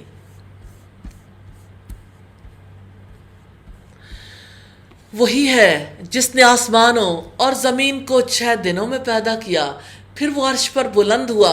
وہ جانتا ہے جو زمین کے اندر داخل ہوتا ہے اور جو اس سے نکلتا ہے، اور جو آسمان سے اترتا ہے اور وہ جو آسمان میں چڑھتا ہے، اور جہاں کہیں بھی تم ہو وہ تمہارے ساتھ ہے، اور جو تم عمل کرتے ہو اللہ تعالیٰ اسے خوب دیکھنے والا ہے۔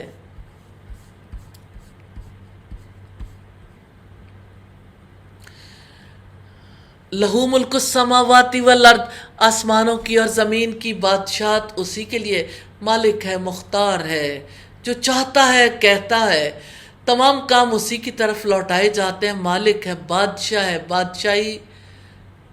بادشاہی مل جائے تو لوگ فیصلے کرتے ہیں، تو آسمانوں کی اور زمین کی بادشاہت اسی کے لیے، اور تمام معاملات اللہ تعالیٰ ہی کی جانب لوٹائے جاتے ہیں۔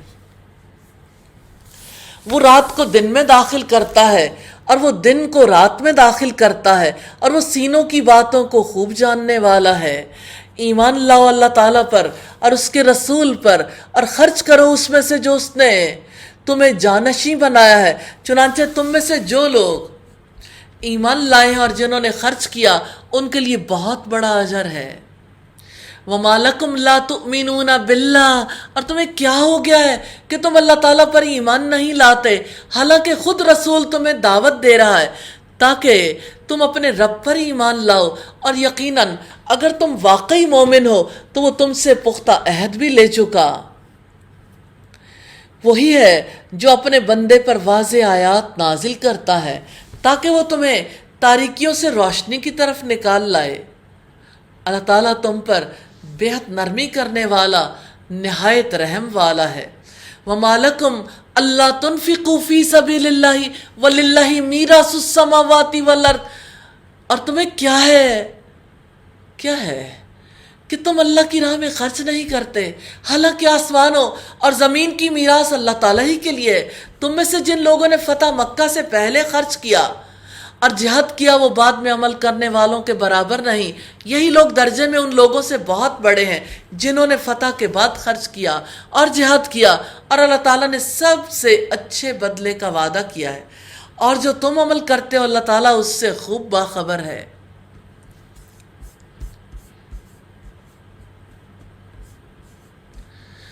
من ذا الذی یقرض اللہ قرضا حسنا، کون ہے جو اللہ تعالیٰ کو قرض حسنہ دے، یعنی انفاق کرے، صدقہ و خیرات کرے۔ خریم بن فاتق کہتے ہیں کہ رسول اللہ نے فرمایا جو شخص اللہ کے راستے میں خرچ کرتا ہے اس کے لیے 700 گنا اجر لکھا جاتا ہے، تو وہ اسے 2 گنا دے۔ کون ہے جو اللہ کو قرض دے تو وہ اسے 2 گنا، کئی گنا تک اس کے لیے بڑھا دے، اور اسی کے لیے باعزت اجر ہے۔ جس دن آپ مومن مردوں اور مومن عورتوں کو دیکھیں گے کہ ان کا نور ان کے آگے آگے اور ان کے دائیں دوڑ رہا ہوگا۔ الیوم جنات تجری من تحتها الانہار خالدین فیہا، آج ایسے باغات کی تمہیں خوشخبری ہو جن کے نیچے نہریں جاری ہیں، اس میں ہمیشہ کے رہائشی ہو، یہی بڑی کامیابی ہے۔ جس دن منافق مرد اور منافق عورتیں ایمان والوں سے کہیں گے ہمارا انتظار تو کرو، ہم بھی تمہارے نور سے روشنی حاصل کریں، کہا جائے گا اپنے پیچھے لوٹ جاؤ، پھر کچھ نور تلاش کرو۔ چنانچہ ان کے درمیان دیوار حائل کر دی جائے گی جس میں ایک دروازہ ہوگا، تو اس کے اندرونی حصے میں رحمت ہوگی اور اس کے بیرونی حصے میں اس کی طرف عذاب ہوگا۔ ینادونہم الم نکم معکم، وہ ان کو آواز دیں گے کہ ہم تمہارے ساتھ نہ تھے، وہ کہیں گے کیوں نہیں، لیکن تم نے اپنے آپ کو فتنے میں ڈالا اور تم انتظار ہی کرتے رہے اور تم نے شک کیا اور فضول تمناؤں نے تمہیں دھوکہ دیا، یہاں تک کہ اللہ تعالیٰ کا حکم آ گیا اور اس دھوکے باز نے اللہ تعالیٰ کے بارے میں تمہیں دھوکہ دیا۔ سو آج نہ تم سے کوئی فدیہ لیا جائے گا اور نہ ہی ان لوگوں سے جنہوں نے کفر کیا، تمہارا ٹھکانہ جہنم ہے، وہی تمہارا دوست ہے اور وہ بہت ہی برا ٹھکانہ ہے۔ پھر فرمایا الم یأن للذین آمنوا ان تخشع قلوبہم لذکر اللہ، کیا ایمان والوں کے لیے ابھی وہ وقت نہیں آیا کہ ان کے دل اللہ کے ذکر کے لیے اور جو حق نازل ہوا ہے اس کے لیے جھک جائیں، اور وہ ان لوگوں جیسے نہ ہو جائیں جن کو پہلے کتاب دی گئی تھی، پھر ان پر جب لمبی مدت گزر گئی تو ان کے دل سخت ہو گئے اور ان میں سے میجورٹی نافرمان ہے۔ وَاعْلَمُوا اعْلَمُوا أَنَّ اللَّهَ يُحْيِي الْأَرْضَ بَعْدَ مَوْتِهَا، یقین جانو اللہ تعالیٰ ہی زمین کو اس کی موت کے بعد زندہ کرتا ہے۔ یقیناً ہم نے تمہارے لیے نشانیاں کھول کر بیان کر دی ہیں تاکہ تم سمجھو۔ صدقہ کرنے والے مرد اور عورتیں اور جنہوں نے اللہ تعالیٰ کو قرض حسنہ دیا ہے، بلا شبہ وہ ان کو کئی گنا بڑھا چڑھا کر دیا جائے گا اور ان کے لیے بہت باعزت اجر ہے۔ صدقے کا اجر اخلاص کی بنیاد پر بڑھا کر دیا جائے گا۔ رسول اللہ نے فرمایا جنتی اپنے اوپر کے بالا خانے والوں کو ایسے دیکھیں گے جیسے چمکتے ہوئے مشرقی یا مغربی ستارے کو تم آسمان میں دیکھتے ہو، اور یہ ان کے درمیان درجات کا فرق ہوگا۔ اعلموا انما الحیات الدنیا لعب ولہو وزینۃ وتفاخر بینکم وتکاثر، جان لو بلا شبہ دنیا کی زندگی محض ایک کھیل، دل لگی اور زینت، اور تمہارا آپس میں فخر کرنا اور مال اور اولاد میں ایک دوسرے سے بڑھ جانے کی کوشش کرنا ہے۔ جیسے بارش کی مثال ہے کہ اس سے اگنے والی کھیتی کسانوں کو خوش کرتی ہے، اور اس کے مقابلے میں دیکھیے کسان جہاں خوش ہوتے ہیں تو جن کے گھر کچے ہیں، وہ جیسے کسی نے کہا بارشوں سے دوستی اچھی نہیں فراز، کچا تیرا مکان ہے کچھ تو خیال کیا کر۔ تو بات یہ ہے کہ ایک ہی جگہ پر برسنے والی بارش کے نتائج مختلف لوگوں کے لیے مختلف ہوتے ہیں۔ پھر وہ کھیتی پک جاتی ہے، آپ اس کو زرد دیکھتے ہو، پھر وہ چورا چورا ہو جاتی ہے، اور آخرت میں سخت عذاب بھی ہے اور اللہ تعالیٰ کی رضامندی بھی ہے، اور دنیا کی زندگی دھوکے کے سامان کے سوا کچھ بھی نہیں۔ دنیا کی مثال یوں ہے جیسے بارش اور اس کی پیداوار کسانوں کو اچھی لگتی ہے، پھر جب خشک ہو جاتی ہے زرد رنگ دیکھتے ہو بالکل چورا چورا ہو جاتی ہے۔ یہ دنیا بھی لہو و لعب سے عبارت ہے جس میں لوگوں کے دل اور بدن مشغول رہتے ہیں، ایسے ہی پوری زندگی گزار دیتے ہیں، ان کے دل اللہ کی یاد سے، قیامت کے وعدوں وعیدوں سے خالی ہوتے ہیں، اور لباس، کھانے پینے، بڑے بڑے گھروں، عمدہ سواریوں سے بلند ہو کر آخرت کے بارے میں سوچنے کی انہیں توفیق ہی نہیں ہوتی۔ وہ ایک دوسرے کے مقابلے میں اپنے حسب نسب اور کثرت مال اور اولاد پر فخر کرتے ہیں۔ سابقوا الی مغفرۃ من ربکم وجنۃ عرضھا کعرض السماء والارض، دوڑو دوڑو اپنے رب کی مغفرت اور اس جنت کی طرف جس کی چوڑائی آسمان اور زمین کی چوڑائی جتنی ہے، ان لوگوں کے لیے تیار کی گئی ہے جو اللہ تعالیٰ پر اور اس کے رسول پر ایمان لائے۔ یہ اللہ تعالیٰ کا فضل ہے، وہ جسے چاہتا ہے عطا کرتا ہے، اور اللہ تعالیٰ بڑے ہی فضل والا ہے۔ رب کی مغفرت کی طرف دوڑنے سے مراد خالص اور سچی توبہ اور نیک اعمال کی طرف بھاگ دوڑ کرنا ہے، کیونکہ یہی اعمال رب کی مغفرت کی طرف لے جاتے ہیں۔ ما اصاب من مصیبت فی الارض ولا فی انفسکم، کوئی مصیبت نہ زمین پر پہنچتی اور نہ ہی تمہاری ذات میں مگر اس سے پہلے کہ ہم اسے پیدا کریں وہ ایک کتاب میں ہے۔ یقیناً اللہ تعالیٰ پر یہ بہت آسان ہے۔ لِكَيْ لَا تَأْسَوْا عَلَىٰ مَا فَاتَكُمْ وَلَا تَفْرَحُوا بِمَا آتَاكُمْ، تاکہ تم اس پر غم نہ کرو جو تمہارے ہاتھ سے نکل جائے، اور جو تمہیں وہ عطا کرے اس پر پھول نہ جانا، اور اللہ تعالیٰ کسی فخر کرنے والے سے محبت نہیں کرتا۔ وہ لوگ جو بخل کرتے ہیں اور لوگوں کو بھی بخل کا حکم دیتے ہیں، اور جو شخص منہ موڑ جائے تو بلا شبہ اللہ تعالیٰ بڑا بے پرواہ، بہت تعریفوں والا ہے۔ یا منہ پھیرنے سے مراد اللہ کی راہ میں خرچ کرنے سے منہ پھیرنا ہے۔ بلا شبہ یقیناً ہم نے اپنے رسولوں کو واضح دلیلوں کے ساتھ بھیجا، اور ان کے ساتھ ہم نے کتاب اور میزان بھی نازل کی تاکہ لوگ انصاف پر قائم رہیں، اور ہم نے لوہا اتارا جس میں سخت لڑائی کا سامان اور لوگوں کے لیے فوائد ہیں، اور تاکہ اللہ تعالیٰ جان لے کون بن دیکھے اس کی اور اس کے رسولوں کی مدد کرتا ہے۔ بلا شبہ اللہ تعالیٰ بڑی قوت والا، سب پر غالب ہے۔ اور اللہ تعالیٰ نے میزان اتاری، اس سے مراد ہے کہ اللہ تعالیٰ نے انصاف کا حکم دیا ہے۔ تو اللہ تعالیٰ نے کتاب اور لوہا اس لیے نازل فرمایا کہ وہ اس کے ذریعے سے آزمائش کا بازار گرم کرے تاکہ واضح ہو جائے کون حالت غیب میں اللہ تعالیٰ اور اس کے رسولوں کی مدد کرتے ہیں۔ رکوع نمبر 20 ہے وَلَقَدْ أَرْسَلْنَا نُوحًا وَإِبْرَاهِيمَ، اور بلا شبہ یقیناً ہم نے نوح اور ابراہیم کو بھیجا اور ہم نے ان کی اولاد میں نبوت اور کتاب رکھی، چنانچہ ان میں سے کوئی ہدایت اختیار کرنے والا تھا اور ان میں سے اکثر نافرمان تھے۔ جنہوں نے اس کی پیروی کی ان کے دلوں میں ہم نے نرمی اور مہربانی ڈال دی، اور رہبانیت کو انہوں نے خود ہی ایجاد کیا،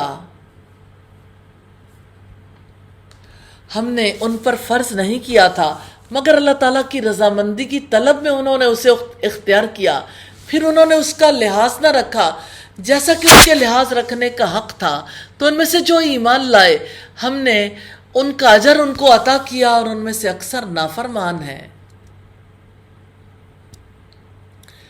یا ایھا الذین آمنوا اتقوا اللہ، اے ایمان والو اللہ تعالیٰ سے ڈرتے ہو، اس کے رسول پر ایمان لاؤ، وہ تمہیں اپنی رحمت میں سے 2 گنا حصہ عطا فرمائے گا اور تمہیں ایسی روشنی عطا کرے گا جس کو لے کر تم چلو گے اور وہ تمہیں بخش دے گا، اور اللہ تعالیٰ بے حد بخشنے والا نہایت رحم والا ہے۔ لِأَلَّا يَعْلَمَ أَهْلُ الْكِتَابِ اللہ يقدرون علی شیء من فضل اللہ، تاکہ اہل کتاب یہ نہ جانے کہ وہ اللہ تعالیٰ کے فضل میں سے کسی چیز پر اختیار نہیں رکھتے، اور فضل تو یقیناً اللہ تعالیٰ کے ہاتھ میں ہے، وہ جسے چاہتا ہے عطا فرماتا ہے، اور اللہ تعالیٰ بڑے فضل والا ہے۔ الحمدللہ رب العالمین۔ 27واں پارہ اور سورہ الحدید اختتام کو پہنچی۔ یا ارحم الراحمین، ہمیں عمدہ طریقے سے اسے پڑھنے کی توفیق عطا فرمانا۔ وآخر دعوانا ان الحمد للہ رب العالمین۔ سبحانک اللہم وبحمدک، نشہد ان لا الہ الا انت۔